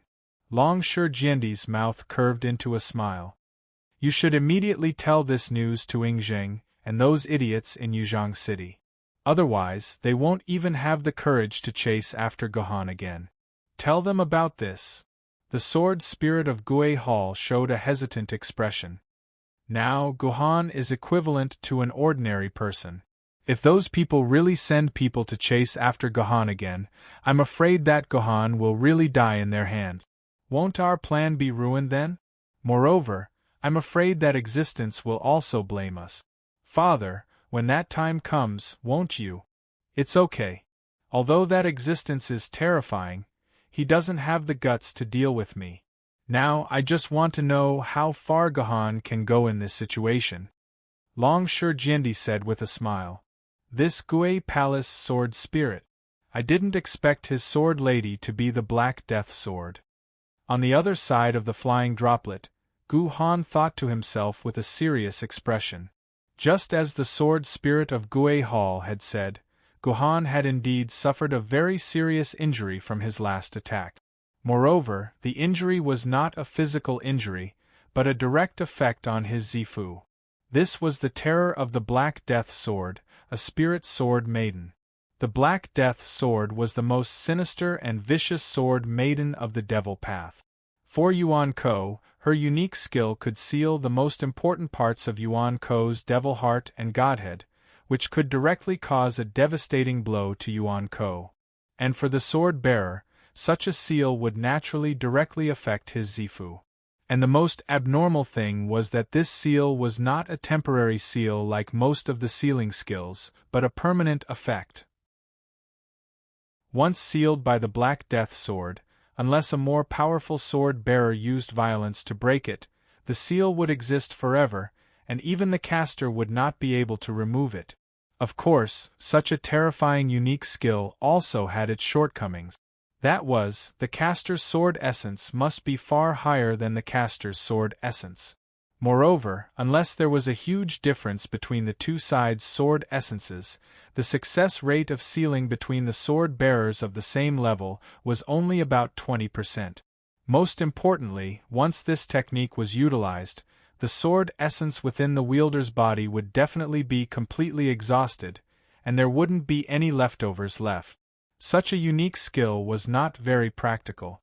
After all, there was only a 20% success rate between opponents of the same level of sword essence. It would be fine if the seal was successful, but if the seal failed, the caster's sword essence would be consumed, and the caster would become a fish that could be easily squashed. However, if there was a huge difference between the two sides' sword essences, and there was a 90% success rate, then it would become meaningless. If there was a huge difference between the two sides' sword essences, then there would be no need to use such a unique skill. Wouldn't it be better to just defeat the opponent cleanly? However, at this moment, this had become the most practical skill for the Gue Palace's sword spirit. In any case, he could not defeat Gohan, whose swordsmanship had already entered the realm of the rules. If he persisted like this, he would be defeated by Gohan sooner or later, so he might as well perish together with him. This was because the unique skill could be used as long as the swords of both sides touched. Even though Gohan's swordsmanship had entered the realm of the rules, it was inevitable that their swords would collide. Gohan could not avoid such a seal at all. Most importantly, Gohan's sword essence was only a few thousand quarks, while the Gue Palace's sword spirit's sword essence was hundreds of thousands of quarks. The difference between the two was 100 times, so the success rate of the Black Death Sword was infinitely close to 100%. The result was self-evident. Gohan was ruthlessly tricked by the Gue Palace's sword spirit, and his Purple Palace was forcefully sealed by the Black Death Sword. Of course, the Gue Palace's sword spirit also paid a price. All of his sword essence was consumed, and he was easily captured by Gohan. Then, he was controlled by a sealing talisman. Gohan, as long as you are willing to go back with me, I promise that my father will do his best to help you break the seal on your Purple Palace. This was the Gue Palace's sword spirit's final plan. In order to break the seal on the Black Death Sword, a powerful sword-bearer would need to use a huge amount of sword essence to break the seal on the Black Death Sword. In order to break the seal on the Black Death Sword, you will need at least 10 times more sword essence than when I sealed you. Only then will you be able to break the seal by force. The Gue Palace's sword spirit continued. I used 800,000 quarks of sword essence to seal you, so you will need a sword bearer with at least 8 million quarks of sword essence to break my seal. How many sword bearers in the world have 8 million quarks of sword essence? Will they be willing to help you? I promise that as long as you come with me to see my father will definitely help you break the seal, the Gue Palace's sword spirit said. Go with you to see Long Shurjendi? Didn't you say that you wanted me to return to the Shanghai Pass? Gohan was not angry that his Purple Palace had been sealed. Instead, he asked the Gue Palace's sword spirit. I didn't expect your swordsmanship to have entered the realm of rules. This is not in line with our plan. Fine, as long as you are willing to go with me to see my father, I promise that we will no longer be enemies. I still want to be friends with you, the Gue Palace's sword spirit said sincerely. The Gue Palace's sword spirit was sincere, but everyone knew what happened in the end. Gohan did not care about the Gue Palace's I want to be friends with you thought. Instead, He took everything from the Gui Palace to the Shanghai Pass. Originally, Gohan had only planned to throw the Gui Palace into the Shanghai Pass to save the Gui Palace's face. However, after his Purple Palace had been sealed, Gohan did not hold back anymore.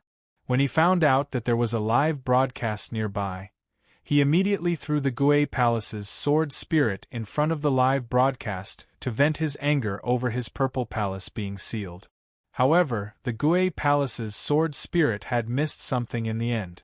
Gohan's Purple Palace had not been completely sealed.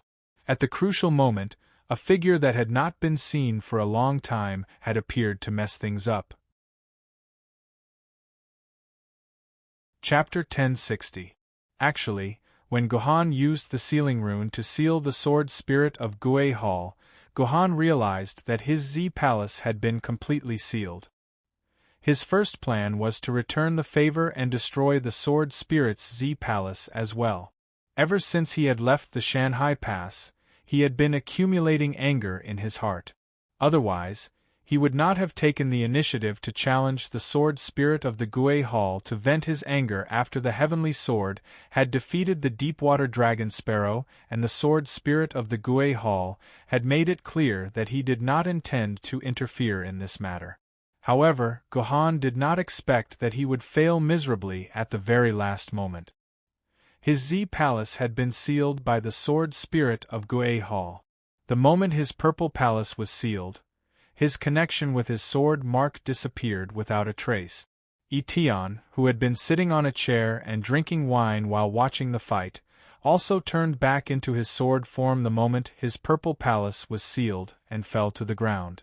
From this moment onwards, until the seal on his Purple Palace was lifted, not only was Gohan unable to release his sword Maiden, he couldn't even communicate with her through the sword mark.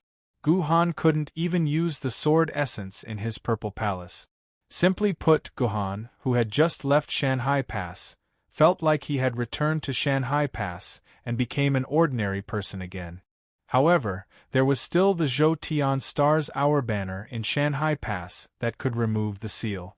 However, even if there were hundreds of Zhou Star's Hour banners beside Gohan, Gohan would not be able to communicate with his sword lady. Gohan had lost his sword lady. Thinking about how he had suddenly lost contact with all his sword ladies and how he could no longer be with Chinpin, Doyu, Juzi, Starting Point, Etion, and the others, as well as all the unfairness he had encountered today, Gohan could not help but feel angry. He was ready to use the same method to take revenge on the sword spirit of Gui Hall.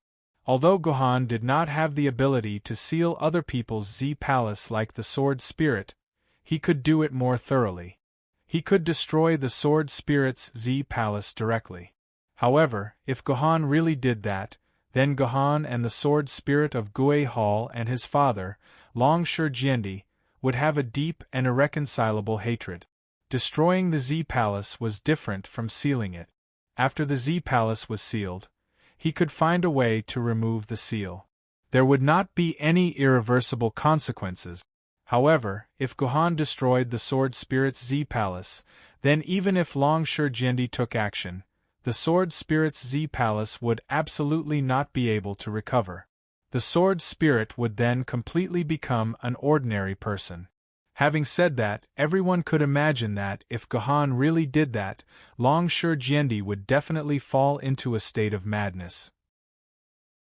Even if Jiandi's identity and face were to be thrown away, he would still personally deal with Gohan. At this time, although Gohan's swordsmanship had entered the realm of laws, dealing with Jiandi was still like throwing an egg against a rock. Gohan did not have the confidence to escape from an enraged Jiandi. However, at that time Gohan was somewhat blinded by anger. When he was about to recklessly destroy the sword spirit's Z Palace, a crucial voice saved the sword spirit's life. It also saved Gohan's life. "Oh, I had a good sleep. Brat, how long did I sleep this time?" This shrewish voice instantly pulled Gohan out of his anger. Gohan's rationality once again occupied his mind. Lady Xianyuan? Gohan was surprised to find that the Xianyuan sword was actually talking to him. Ever since the heaven and earth furnace had been opened and the dot sword had been reforged, the Xianyuan sword had been in a state of deep sleep. It had not spoken a single word to Gohan. Gohan had thought that she would never wake up before he synchronized with her. He had not expected that the Xianyuan sword would magically appear at this time. Lady Xianyuan, how can you speak to me in my mind? Isn't my Z Palace all ready? At this time, Gohan was even more surprised to find that the Xianyuan sword was actually speaking to him in his mind. It must be known that when he had spoken to the Xianyuan sword before, it had directly spoken to him through its body. However, at this moment, the Xianyuan sword's voice had appeared in his mind. This was really too strange. Bullshit. I'm not your lady sword. Your Z Palace has been sealed, so of course it won't affect me. The Xianyuan sword scolded. As for why I can speak in your mind, it's because I found quite a few tonics in your body. So, I sent a consciousness clone into your body to eat some tonic. You wouldn't be reluctant to do that, would you? Tonics? Gohan was confused. How could there be tonics in my body? It's the tonics that sealed your Z Palace. The Xianyuan sword chuckled. It's been a long time since I've encountered such an appetizing power. I couldn't help but wake up and have a feast. This time, Gohan finally understood. The tonics that the Xianyuan sword had mentioned were actually the power that the Gue Hall sword spirit had used to seal his Z Palace. Wait, if the Lady Sword had absorbed the power that sealed his Z Palace, didn't that mean that the seal on his Z Palace could be removed in this way? Gohan immediately asked the Xianyuan sword for confirmation. The Xianyuan sword answered, "That's right. As long as I finish these tonics, the seal on your Z Palace can be removed. However, there's quite a lot of them. I'll need at least a month to finish them all. So, during this month, you'll still have to be an ordinary person." Gohan heaved a sigh of relief when he heard the Xianyuan sword's words. Gohan could accept a month's time. Since the problem of his Z Palace being sealed could be resolved, the anger that had been lingering in Gohan's mind had mostly dissipated. Of course, Gohan couldn't destroy the Gue Hall sword spirit's Z Palace anymore. However, he had to take revenge. That was why he had thrown the Gue Hall sword spirit, who had been stripped naked, onto a live TV show. After throwing the Gue Hall sword spirit to the team of sword-bearers, Gohan chatted with the Xianyuan sword in the hovering flying car. Perhaps it was because the Xianyuan sword had to stay in Gohan's body for a long time to eat tonics, so the Xianyuan sword and Gohan chatted a lot. Did you know? Actually, my original name wasn't Xianyuan sword. The Xianyuan sword accidentally revealed a secret. Actually, I already existed before I met the Yellow Emperor. However, at that time, I was called the Witch-Slaying Sword. The Witch-Slaying Sword? The name shocked Gohan. Judging from the meaning of the name, the Xianyuan sword seemed to be a magical sword that was specially used to kill the Wu people. I could smell the strong scent of the Wu people near the city wall. It seems that the Wu people are gathered inside the city wall, right? The Xianyuan sword had been in a deep sleep for a long time while Gohan was fighting in the Shanhai Pass. The last time the Xianyuan sword had mentioned that the world was still in the era of Zhetian Jiandi. Therefore, it seemed that the Xianyuan sword didn't know about the situation in the Shanhai Pass. Therefore, Gohan told the Xianyuan sword everything that had happened in the Shanhai Pass. The Xianyuan sword sighed emotionally. Back then, the demon clan spent a lot of effort to kill 11 of the 12 Zhu Wu. I didn't expect that all 12 Zhu Wu would be back in the blink of an eye. I must have been very busy back then. Then, the Xianyuan sword told Gohan about what had happened in the past. It turned out that the Xianyuan sword was not born in the era of the Yellow Emperor, but in the primitive era, which was even earlier than the Yellow Emperor. It had been millions of years since then. According to the Xianyuan sword, she was originally the blade of Panga's axe. Then, Panga's axe turned into the 3 great divine weapons of the primitive era. However, her blade was not so lucky, and could not turn into a new primordial treasure. In the end, Demon Emperor June kept it in the treasure vault. At that time, the main characters in the world were the Wu people and the Demon Clan. The human clan was just an inconspicuous small race that Nush had just illuminated. In the eyes of the Demon Clan and the Wu people, they were not even food. However, because it was what Lady Nush relied on to become a saint, the Demon Clan and the Wu people did not deliberately attack the human clan. At that time, the Demon Clan and the Wu people fought endlessly for the only main character in the world.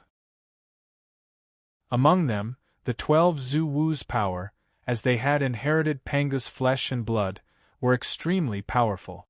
At the same time, the defensive ability of their bodies was extremely terrifying. According to the Xianyuan sword, even a sword lady at the level of an immortal sword would find it difficult to break through the 12 Zhu Wu's defense. Therefore, every time they really fought with the 12 Zhu Wu, the Demon Clan would usually be the ones who lost in the end.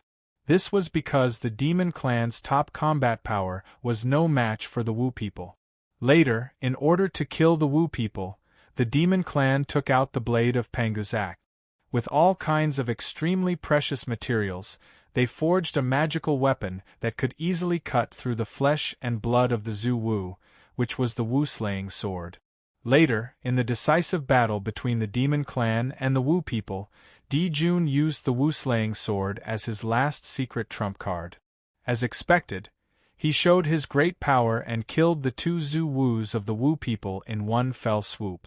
After losing the 2 Zhu Wus, the top strength of the Wu people was no longer a match for the Demon Clan. The balance of power began to turn. The Demon Clan began to attack the Wu people from all directions, while the Wu people retreated step by step. When the Wu people were about to be completely defeated, the Wu people also showed their trump card, which was the 12 Divine Beings Killing Formation. Under the power of the 12 Divine Beings Killing Formation, the Demon Clan suffered heavy losses. Many of the 10 great demon saints died in the battle. However, the Wu people also had their own weaknesses.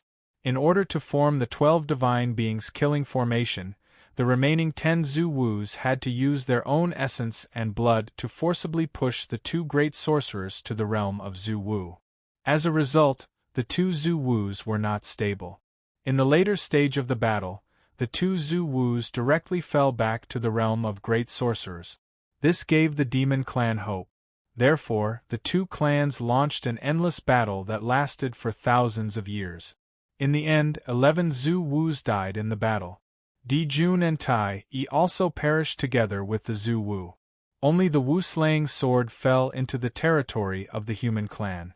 It was picked up by Gongsun Xuanyuan's ancestor and worshipped as a magical weapon of his tribe.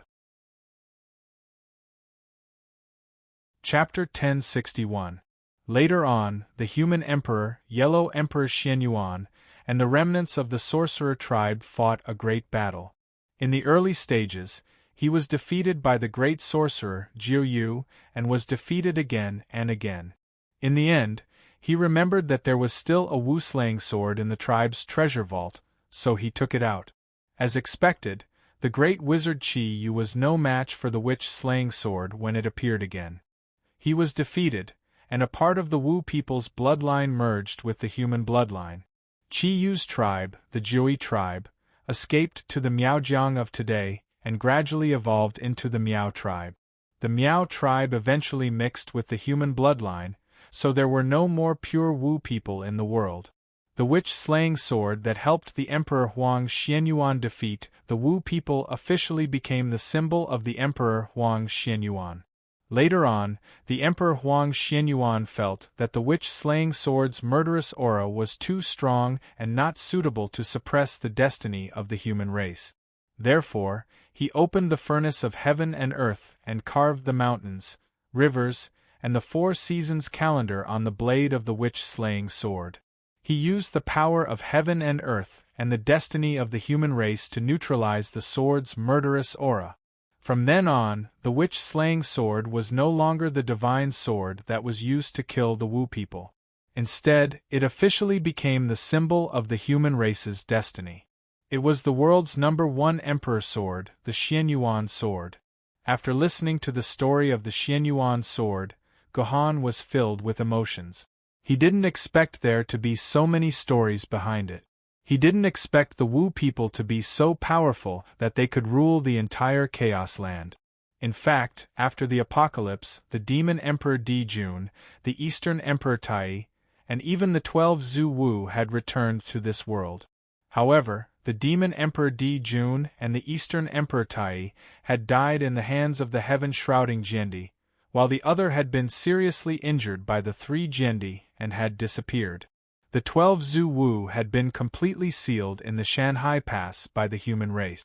It seemed that the human race was even more powerful than the sorcerer and demon races back then. By the way, you said that Nuwa was a saint. What does a saint mean? Gohan suddenly recalled that the Xianyuan sword had mentioned the word saint.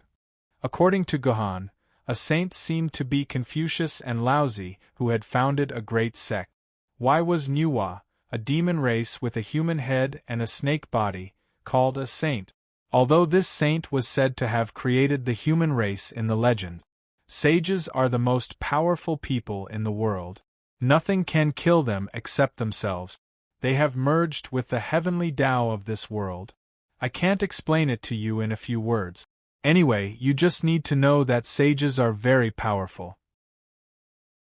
If you are lucky enough to see them, just run away, Xianyuan's sword said in a timid manner. What if I synchronize with you? Gohan smiled. At that time, do I still need to turn around and run when I see them? Damn it, I treat you as a friend, but you want to coordinate with me at the same time. What a shameless bastard. Xianyuan's sword muttered unhappily, but she still replied, even if you're really synchronized with me, you're not on the same level as those 7 freaks. You probably can't even beat one of their fingers. Anyway, you just have to run away. They won't have the cheek to bully a little guy like you. Xianyuan's sword snorted. 7? Are there 7 sages in total? Gohan asked curiously. Let me count. Nuwa Jiang Zhuanti, Taishang Laojun, Yuanshi Tianzuan, Tongtian sect leader, and the guy whose name I can't even say. Well, it's 7, Xianyuan's sword said as it calculated. Tongtian sect leader. Hearing this name from Xianyuan's sword's mouth, Gohan was excited. Wasn't this the legendary wielder of the Qingping sword? Lady Xianyuan, who is this Tongtian sect leader? What's his weapon? Gohan forcibly suppressed the excitement in his heart and asked in a calm tone as possible. He's the incarnation of Pangu's spirit, so his weapon is, of course, a sword. That guy likes to use swords the most, especially the 4 immortal killing swords and the Qingping sword. There's simply... Xianyuan's sword suddenly felt sick and shut its mouth instantly. Obviously, it found that it had leaked something. Lady Xianyuan, please tell me about Tongtian sect leader. This is very important to me. Gohan could no longer hide his emotions and said very excitedly. Well, although I'm not afraid of Tongtian sect leader, I don't want to be targeted by him. That's a terrible thing. Xianyuan's sword said it was not afraid of Tongtian sect leader, but said it was a terrible thing the next moment. Obviously, Xianyuan's sword was still very afraid of Tongtian sect leader. Looking at Xianyuan's sword's attitude, Gohan knew it would be difficult to get more information from Xianyuan's sword. But it didn't matter. Since Xianyuan's sword was living in his body now, he would have a chance to get the information he needed from Xianyuan's sword sooner or later. Gohan and Xianyuan's sword talked about some other topic. At the same time, he looked at the positioning system of his personal terminal and found that the droplet flying car had traveled somewhere between Yanjing City and Yuzhong City. At this speed, it would probably take about 5 hours to return to Yuzhong City. But Gohan's journey was destined to not be so smooth. When he was helping Xianyuan's sword locate him, a strong alarm suddenly sounded inside the droplet flying car. Warning! Research vehicle number 4475786-5 has insufficient energy and is unable to maintain flight. It will automatically land in 5 minutes. Warning.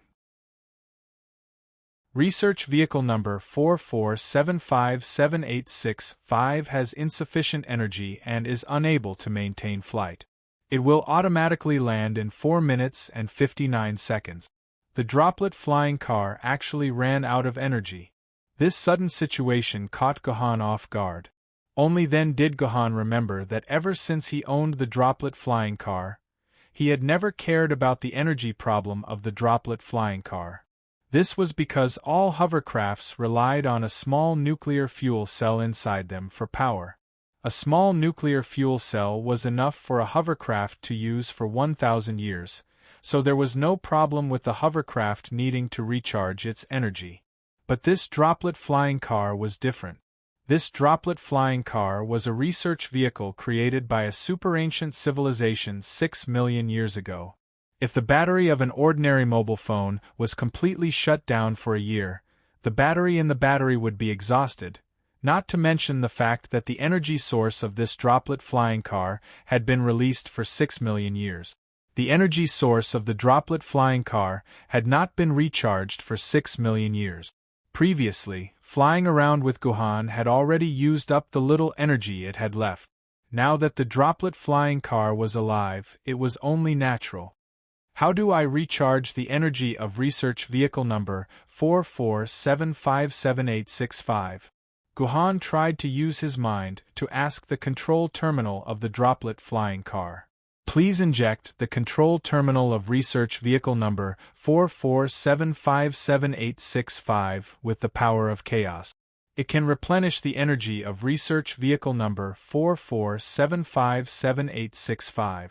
The control terminal gave the answer to Gohan's question, but the answer was the same as not giving it. Now that Gohan did not even have the sword element, where could he find the power of chaos? However, the name, Power of Chaos, still made Gohan's heart skip a beat. It was somewhat similar to the classification of Flood and Desolate class Yuan Ko. Could it be that there was some kind of connection between them? Well, now was not the time to think about these things. After waiting for 5 minutes, the droplet flying car stopped firing on time and fell directly from the sky in a free fall.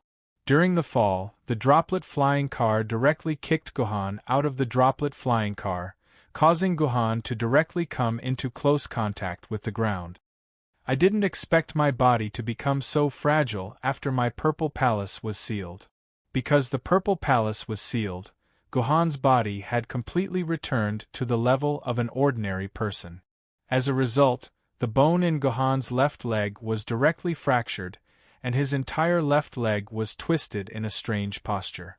Forget it, I'll just eat a nano-medical capsule. At this time, the most economical way was of course to lie in the medical cabin and use the medical cabin to treat his leg. However, the problem was that in this wilderness full of Yuan Ko, without the protection of a fellow swordsman, lying in the medical cabin to treat his leg was no different from seeking death. Therefore, using the nano-medical capsule to treat the leg bone was the most correct choice. However, when Lung Qingqiu instinctively prepared to take out the nano-medical capsule from the dimensional pocket, she found that when the purple palace was sealed, even the dimensional pocket was sealed. Gohan couldn't take anything out of the dimensional pocket at all, so I've become a cripple? Only now did Gohan realize that his situation had become abnormally bad. The droplet flying car had stopped firing at the wrong time. It happened to be in the ruined area between Yuzhang City and Yanjing City. This area was completely Yuan Ko's territory. If it was the previous Gohan, as long as it wasn't a universe rank or a universe rank Yuan Ko, Gohan could easily send them back to their own dimension. But now Gohan's purple palace was sealed, and he had completely become an ordinary person. Although Gohan was still fearless against low-level Yuan Ko, and could easily kill these Yuan Ko by relying on his swordsmanship, if he met another rank or meteor rank Yuan Ko, then Gohan wouldn't be so confident. Not to mention that Gohan had now become a cripple. His left leg had been completely crippled, and his mobility had been severely restricted. This caused Gohan's swordsmanship to drop by more than 90%. When a person lost the ability to move, then no matter how brilliant his swordsmanship was, he was nothing more than a live target. To make a simple comparison, Gohan's current swordsmanship wasn't as brilliant as it was when he had just turned 18. At this moment, even if only a ghost rank Yuan Ko appeared, it would probably be able to easily take Gohan's life. The only thing that Gohan could rejoice about was that when his purple palace was sealed, the heavenly sword happened to be drinking outside, unlike the other sword ladies that were temporarily placed in his dimensional pocket. Otherwise, when Yuan Ko attacked, Gohan wouldn't even have a weapon that could fight against Yuan Ko. Then, he could only wait for death. However, Gohan's current situation was only a little better than waiting for death. Chapter 1062. Lu Yunhue struggled to move forward with the team. This was a team of 8 swordbearers. 4 of the 8 swordbearers were carrying a medical pod, while the other 2 were leading the way. Lu Yunhue and one of the swordbearers were at the back, in charge of protecting the team's retreat. From the outside, although the swordbearers' clothes were clean and simple, their morale was not high. In fact, it could be said that their morale was low. Some of the sword-bearers had wounds on their bodies that were bleeding profusely. These wounds were not even bandaged and were left exposed. From this point, it was obvious that this team was in a desperate situation. The wounds on their bodies were not bandaged, which meant that they had run out of healing potions. This team of 8 did not have the strength to carry 2 medical pods at the same time, so they could only let the most heavily injured sword-bearer enter the medical pod to save his own life. As for the superficial wounds that were not life-threatening, they could only leave it to fate. Reporting, Captain. There are signs of a battle ahead, and there are also Yuan Ko's roars in the distance. We suspect that there are sword-bearers fighting with Yuan Ko. The 2 sword-bearers who were leading the way suddenly ran back and said to a middle-aged man who was carrying a medical pod. Hearing this, the captain instantly became nervous. Su Junjie, can you find out the level and number of Yuan Ko? Logically speaking, when they discovered that there was a comrade fighting with Yuan Ko, the team should have immediately rushed over to help without hesitation. However, the problem was that their current situation was that they lacked medicine. At the same time, the sword-bearer's combat power was severely damaged. If they rushed over rashly, not only would they not be able to save the sword-bearer, but they would also send their own team into danger. As the captain of this team, he had to consider the collective interests of the team. If Yuan Ko's level was too high or there were too many of them, the captain could only lead his team to escape in another direction. Wait a moment, I'll let the dark gold sword take a look. Su Junjie closed his eyes, clearly beginning to share his vision with his swordmistress. After about 5 minutes, Su Junjie suddenly opened his eyes and said, I see it, it's 3 orcs surrounding an injured swordsman. The swordsman's left leg seems to be fractured, so he can only fight with his back against a pine tree. Furthermore, his sword Maiden seemed to have been severely injured and could no longer be released. He could only use the sword Maiden's body to fight. However, his swordsmanship was very strong, and those half-beastmen could not get close to him at all. However, this sword-wielder's stamina is being consumed very quickly. I'm afraid he won't be able to hold on for much longer. Su Junjie, who shared his vision with the sword lady, quickly told them what he had discovered. Shang Yi, the leader of the team, hesitated for a while before asking his teammates, What do you guys think? Should we go and save the sword-bearer? I think we should just forget about it. Qin Liang and Yu Yu's sword maidens are about to shatter. It's impossible for them to fight anymore. Melauer is lying in the medical pod and needs to be taken care of. How can we save the besieged swordsman? That's right. You're right. You're right. No, we have to go and save him. The tallest sword-bearer in the team immediately retorted. As a sword-bearer, how can you not save your comrade when he's in danger? Is this what a sword-bearer should do? Have you guys forgotten the code of conduct of a sword-bearer? The first lesson we learned when we entered Yuzhong University is to do our best to save our comrade. I don't think we should waste any more time here. Li Xiangtian, since you're so afraid of death, you can stay here and take care of the medical pod. We'll go and save the sword-bearer. Please, Chu Hanming, didn't you hear that there are 3 half-beastmen surrounding the sword-bearer? Li Xiangtian tried his best to persuade him. These half-beastmen are ghost-level Yuan Ko. It's not that easy to deal with them. We might have to pay a heavy price. It's not worth it for a sword-bearer that we don't know. It's just 3 ghost-level Yuan Ko. We have 2 saber-level sword-bearers and 4 saber-level sword-bearers. How can we not deal with 3 ghost-level Yuan Ko? As long as we rush over, we can save our comrade. It's such a simple matter. What's there to hesitate about? It's the life of a comrade we're talking about. Chu Hanming argued loudly. Chu Hanming, I'll be honest here. The one with a broken leg is just a burden. Even if we save him, I'm afraid we'll still have to take care of him. He'll only be a burden to us. We're lost in this forest, and we don't have enough food and medicine. If we bring along a sword-bearer with a broken leg, we'll only die faster. You're shameless. Do you still have any honor as a sword-bearer? How dare you say such shameless words? What burden? That's our comrade, we can't leave him behind. Chu Hanming and Li Xiangtian began to argue fiercely. The other sword-bearers in the team expressed their stance with silence. Shang Yi sighed. Deep down in his heart, he was also not inclined to save them. His team was already on the verge of collapsing. If another injured sword-wielder joined the fray, the team would most likely collapse before they could even make it through.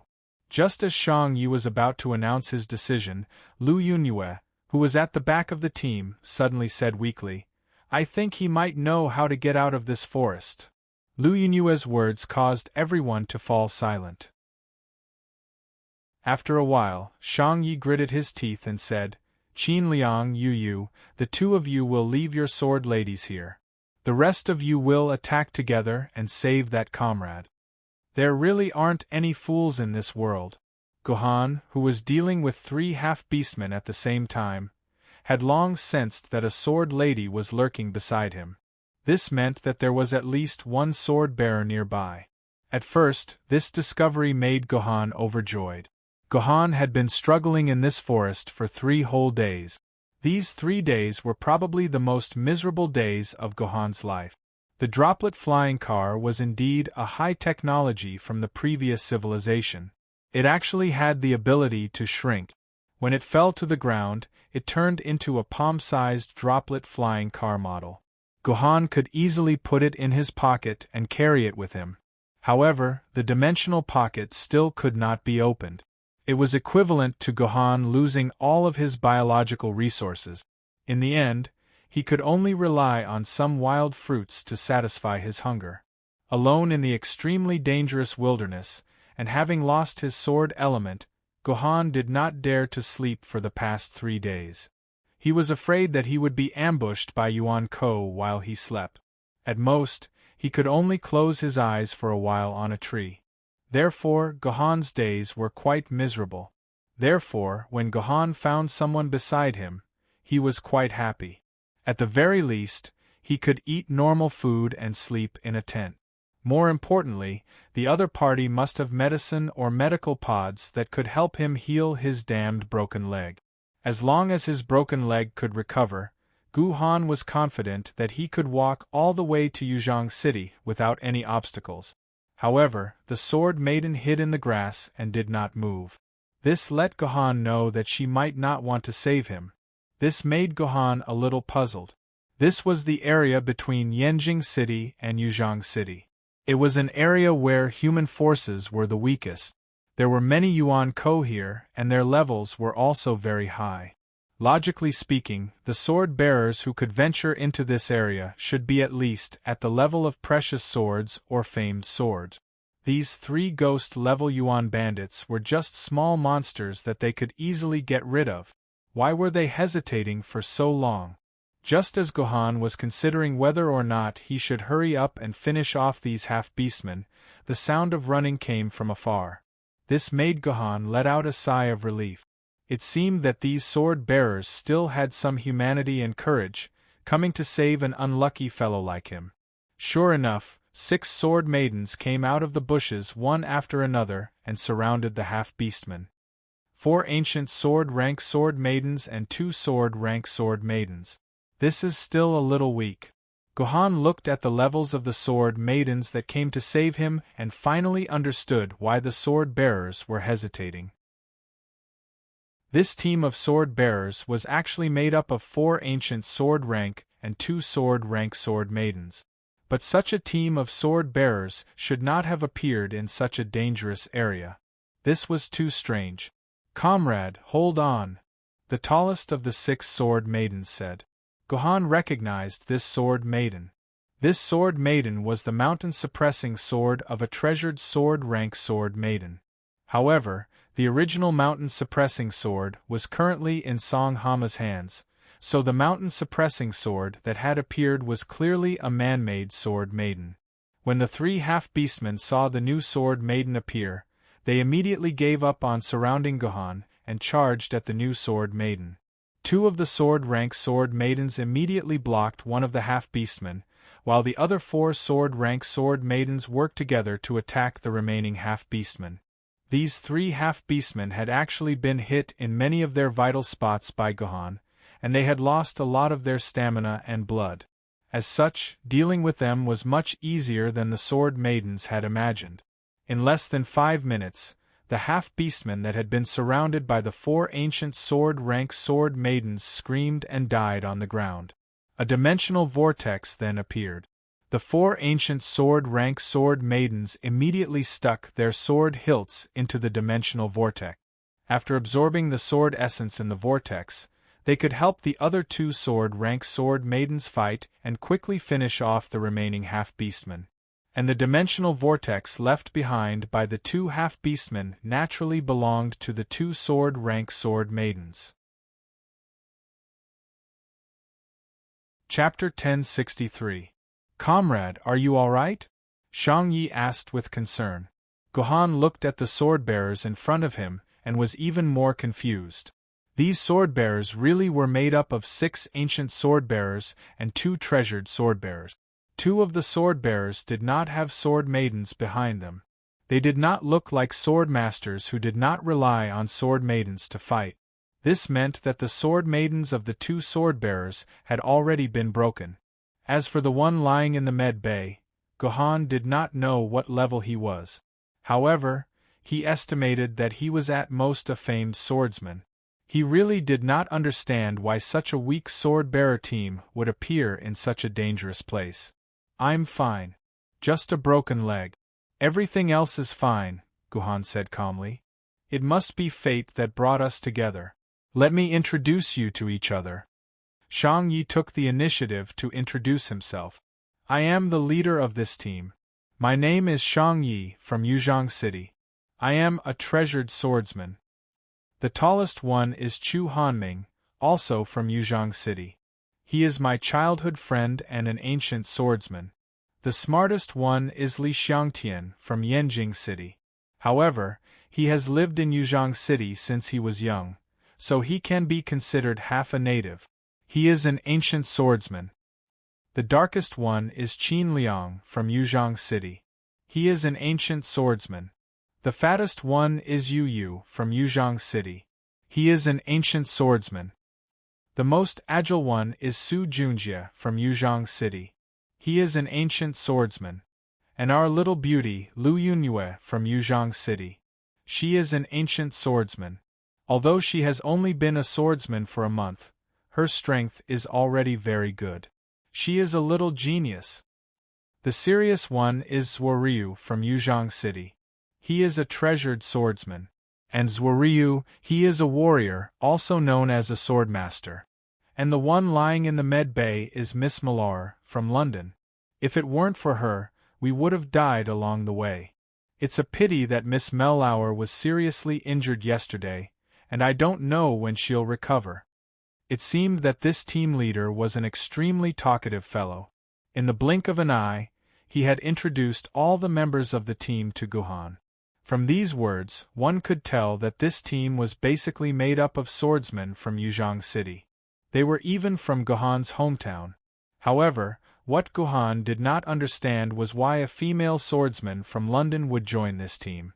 It did not make sense.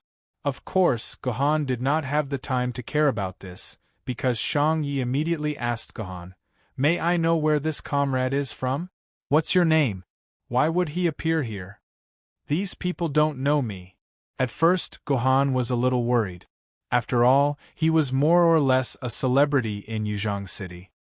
His trial in court was big news in Yuzhong City. Guhan thought that most of the swordsmen in Yuzhong City would be able to recognize his face. He did not expect that none of the 8 people in front of him could recognize him. It was a little unscientific. What Guhan did not know was that this was all thanks to the old guys in Yuzhong City. Ever since Guhan went to Shanghai Pass, the old guys in Yuzhong City began to use their influence to block most of the videos related to the trial on the internet. At the same time, they strictly prohibited all media from talking about anything related to Guhan. After all, humans were forgetful creatures. After more than 3 years, Guhan's memory had become blurred. If they did not tell Guhan his name, they would not have associated this person's face with Guhan. Coupled with the fact that Guhan had been living in the forest for 3 days, his entire person was unkempt and dirty. It was natural that he couldn't recognize Guhan's appearance. "My name is..." At the same time, Guhan began to hesitate. He had forced his way out of Shanghai Pass and humiliated the sword spirit of the Gui Hall. He might be wanted by all the base cities. If his purple palace was not sealed, he would not be afraid of being wanted.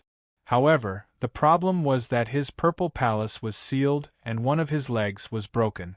He would not be able to handle a large number of sword maidens. Moreover, he wanted to follow the swordsman to get some clean food and clothes and live a comfortable life for a few days. Therefore, it was better for him not to reveal his real name.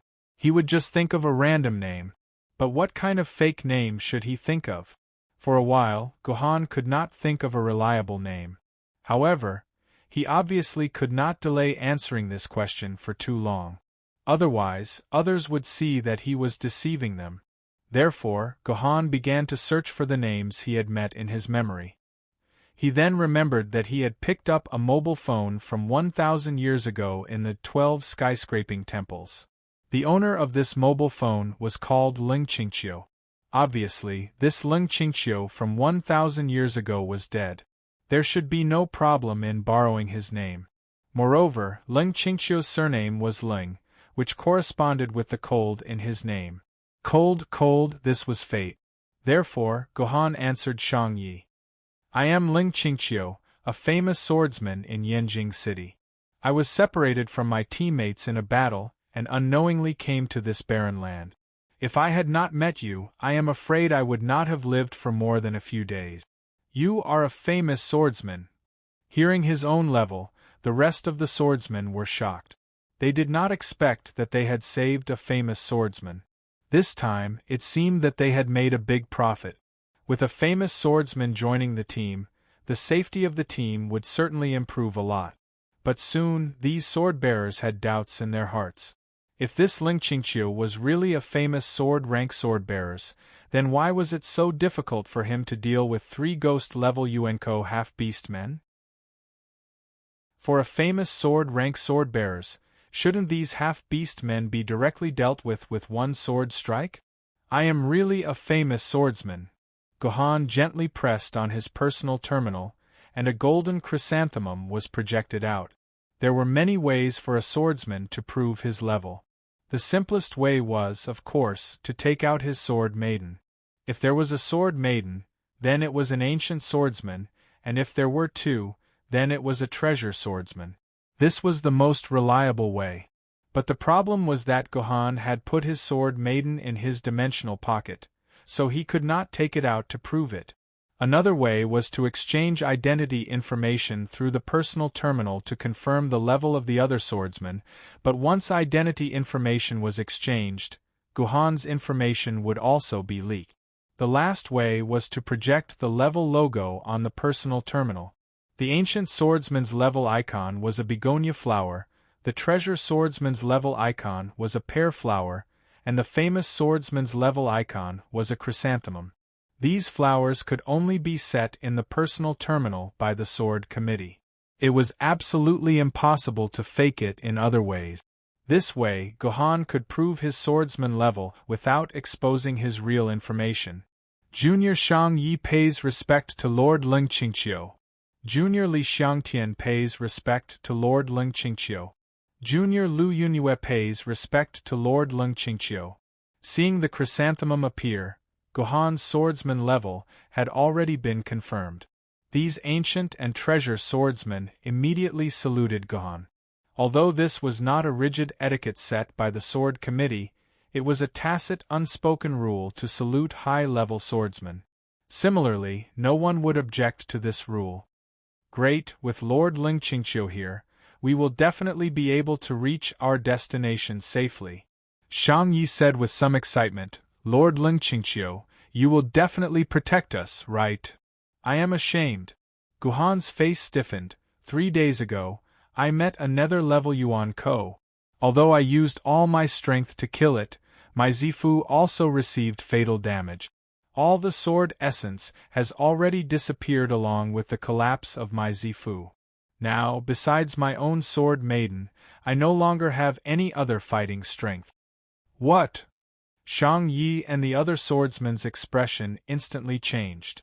Although Su Junjie had already told them that there might be a problem with this swordsman's Zifu. But they didn't expect that it was actually true. This famous sword-level swordsman's Zifu was actually destroyed by Yuan Ko. In this way, what was the difference between this famous sword-level swordsman and an ordinary person? No. Judging from his leg, he was even inferior to an ordinary person. At least when danger came, an ordinary person could escape and not become a burden to them. I didn't expect Lord to be able to jump levels and kill a nether-level Yuan Ko. This junior is extremely impressed. Shang Ye's expression changed unpredictably. How could he believe that Guhan had the ability to jump levels and kill a nether-level Yuan Ko? He must have been seriously injured by this nether-level Yuan Ko and escape. Otherwise, he wouldn't only have a famous sword-level sword Maiden left. His ancient sword and treasure sword-level sword Maiden must have already been lost on the battlefield. Lord, do you really not have any sword essence left? Shang Yi still asked with some reluctance. No. Otherwise, how could these 3 little half-beastmen make me so embarrassed? Guhan said with a bitter face. What about Lord's personal belongings, medicine? They are all in my dimensional pocket. But I don't have any sword essence right now, so I can't open my dimensional pocket at all. It's the same as not having any. Guhan's face became even more bitter. Then your famous sword-level sword Maiden. Without sword essence, it is impossible to release it. But I still have some confidence in my swordsmanship. When the time comes, I will personally come out to fight, Guhan said while patting his chest. Thank you, Lord. Shang Yi clenched his teeth. He wanted to cry but no tears came out. He thought that saving a famous sword-level big shot could protect him and the others. He didn't expect that in the end. He saved a cripple who needed him to take care of him. What was going on? Little brother, do you have any more nano capsules? My leg hurts so much. Guhan said in the end, as if he was asking for a beating. Chapter 1064. Thank you very much. Guhan, who was missing a leg, and the girl named Lu Yunyue walked at the back of the group. After learning that Guhan had turned from a famed sword-bearer to a complete piece of trash, the other sword-bearers no longer had any interest in talking to Guhan. They didn't even look at Guhan. The girl named Lu Yunyue still maintained a trace of kindness and generously accepted Guhan. She even shared what little food she had with Gohan. As the saying goes, there is no harm without comparison. Compared to those snobbish sword-bearers, Lu Yinyue's generosity touched Gohan. At the same time, Gohan made up his mind that when he returned to Yuzhong City, he would definitely give this girl some rewards to repay her kindness. At the same time, Gohan also learned from Lu Yinyue why this small group had appeared in such a dangerous area. In fact, the source of the matter was Lu Yinyue. It was said that Lu Yinyue's ancestor had also produced a top-notch sword-bearer. However, this matter had happened a very long time ago. After hundreds of years, Lu Yinyue's family had even forgotten the name of that top-notch sword-bearer. They only knew that such a sword-bearer had indeed existed. Ever since that top-notch sword-bearer, Lu Yinyue's family had never produced another sword-bearer. That sword-bearer only existed in the family's legends and stories for future generations to brag about, to pat their chests and brag to others. Back then, my family also had an immortal sword-level sword-bearer. Fortunately, Lu Yinyue's family had never experienced any major disasters, and the family's property had not been damaged. Therefore, Lu Yinyue's family still had a lot of old items from hundreds of years ago. The reason for this operation was because of these old things. 2 months ago, Lu Yinyue had successfully synchronized with a man-made sword mistress in the sword pavilion and became an ancient sword-bearer. After hundreds of years, another swordsman had appeared in the clan. This caused the entire Lu Yinyue's clan to be in a state of celebration. Hundreds of clan members gathered together to celebrate for Lu Yinyue, as if the revival of the clan was just around the corner. However, after the celebration was over, the oldest elder in Lu Yinyue's family, who was said to be Lu Yinyue's great-uncle, quietly pulled Lu Yinyue's hand and led her into a warehouse filled with all sorts of ancient items. This great-uncle said to Lu Yinyue in a trembling voice, "There was a saying that had been passed down in the family since ancient times. If there was a descendant who could become a sword-bearer again, he should come here. There would be a treasure waiting for him." In the beginning, Lu Yinyue didn't take this to heart because the room was filled with broken ancient objects. Lu Yinyue carefully searched around 2 or 3 times but didn't find anything that could be called a treasure. However, in order to not make her great-uncle sad, Lu Yinyue randomly picked a music box that looked relatively intact and brought it back.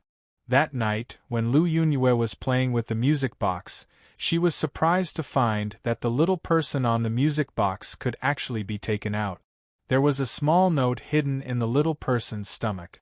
She didn't know how many years this music box had been through, but the note inside the music box was still as white as new, as if it had just been placed inside. Through reading the words on this small piece of paper, Lu Yinyue discovered a shocking secret. It turned out that this music box had been left behind by Lu Yinyue's sword-bearer ancestor. This ancestor said on the note that before he died, he had a premonition that his clan would not have a successor and would enter a decline.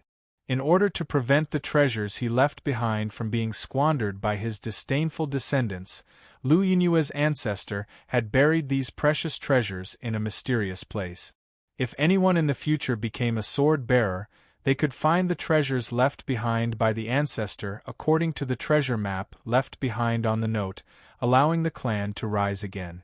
Normally, after seeing the contents of the note, people would definitely hide the note securely. They wouldn't reveal it to anyone and would secretly take away the treasures themselves. Or they could wait until they were strong enough to find the buried treasures. However, Lu Yinyue was a pure and cute girl. She actually gave this note to her clan because she felt that the wealth belonged to her clan and not her alone. She couldn't enjoy the wealth alone. When Lu Yinyue's clan found out that their ancestor had buried such a fortune, they immediately fell into a state of ecstasy. These people were used to living in poverty, but once they found out that their family still had a huge amount of wealth hidden outside, they could no longer be at ease. All they talked about was this wealth, and how good of a life they could live after obtaining it. As a result, the poor days they were used to became hard to get used to. No one was willing to continue waiting like this. They wanted to immediately take out this fortune. However, looking at the location marked on the map, it was a place between Yanjing City and Yuzhang City. With just the power of an ancient sword bearer, it was impossible to take it out. After a discussion, these people decided to form a team of sword bearers and let this team take out the fortune. At the same time, they were willing to give a third of the fortune to these sword bearers as compensation. Then, these people suddenly became smarter. They felt that they couldn't invite sword bearers of too high a level. Otherwise, if those sword bearers wanted to swallow the fortune, they couldn't do anything about it. They could only choose some ancient or treasure sword bearers. This way, the risk of the fortune being swallowed was very low. At the same time, the only sword bearer in the clan, Lu Yunye, wouldn't lose the right to speak in the team. In order to prevent the news from spreading, Lu Yunye's clan decided not to publicly announce the mission. Instead, they used the relationship of the clan head to invite trustworthy sword bearers who had a certain level of relationship to join. Lu Yunye's clan was just a normal clan. How many sword bearers could she know? How many of them were related by blood? So in the end, they only managed to invite a mere 12 sword bearers. Among them, 2 were treasure sword bearers, and 10 were ancient sword bearers. Including Lu Yunye, there were 13 people. As the saying goes, the ignorant are fearless. At the same time, they were blinded by the wealth. So, these ancient and treasure sword bearers prepared to come to this dangerous place to dig up the fortune. But in the end, someone leaked the news, and a famous swordsman from London, Mellauer, took the initiative to look for her. He expressed his desire to join the team, and at the same time, he wanted to get 10% of the team's wealth. Otherwise, she would make the news public. After being threatened by Mellauer, the others had no choice but to pinch their noses and accept the threat. So, a team of 14 people was formed. They first took the heavy armored train between Yuzhang City and Yanjing City to reach the location closest to the treasure. Then, they got off the train halfway and began to advance towards their destination. At first, these sword bearers were very angry and resentful of Mellauer's sudden addition. But after only 10 days, this anger and resentment turned into joy. Over the course of these 5 days, 5 of the 14 people had already died at the hands of Yuenko. If not for Mellauer, the famed sword-grade swordsman, these ancient sword-grade and treasure sword-grade swordsmen would have already died here. Only now did the sword-bearers realize what a foolish decision they had made. They actually thought that such a weak team could get close to the core of Yuenko's territory. However, Mellauer was only a famous sword-bearer. In yesterday's battle, the team had encountered 2 dragon-level Yuan-ko. Mellauer had used all his strength to kill the 2 dragon-level Yuan-ko. However, he had been seriously injured and had fallen into a coma. Considering that the team desperately needed Mellauer's strength, the team decided to carry Mellauer's medical pod and advance together. This was the situation before this team met Gohan. What was even more tragic was that these 2 Yuan-kos were actually Yuan-kos of the Science and Technology Department. These 2 Yuan-kos had used an unknown technology to destroy the system of all personal terminals, causing all personal terminals to fail. Even the function of navigation had been lost, causing the entire team to get lost in this forest. However, this also gave Gohan a reason to exist in this team. After learning that Gohan's personal terminal was not damaged and still had the function of navigation, Shang Yi and the others finally revealed a trace of a smile. They then handed the map of the buried treasure to Gohan and let Gohan guide them. This was something that Gohan had never thought of. Gohan didn't think that his existence would actually have a meaning because of a small function of navigation. Thinking about it, it was really ridiculous. From beginning to end, Shang Yi and the others hadn't said anything about giving Gohan a share of the treasure. He was just a crippled, ordinary person, and saving his life was already extremely benevolent. How dare they hope to share their treasures? Of course, Gohan also had no interest in the treasures left behind by Lu Yunyue's ancestor. Any treasure that Gohan casually took out from his dimensional pocket would probably be more valuable than the treasures in the treasure. Compared to those treasures, Gohan was more interested in the team's food and medicine. The food was still alright. Gohan could get some food from Lu Yunyue, but the medicine was really gone. Most of the medicine in this team had been used up, and the remaining medicine was treated as a treasure by Shang Yi. Using it required his approval. A cripple like Gohan naturally didn't have the qualifications to obtain precious medicine. Time passed like this for another 2 days. In these 2 days, under Gohan's guidance, the team was getting closer and closer to the treasure on the map. However, at the same time, danger was gradually approaching the team. You're tuning in to the Phoenix Knights YouTube channel. Don't forget to subscribe and join us on this journey to catch the most captivating stories.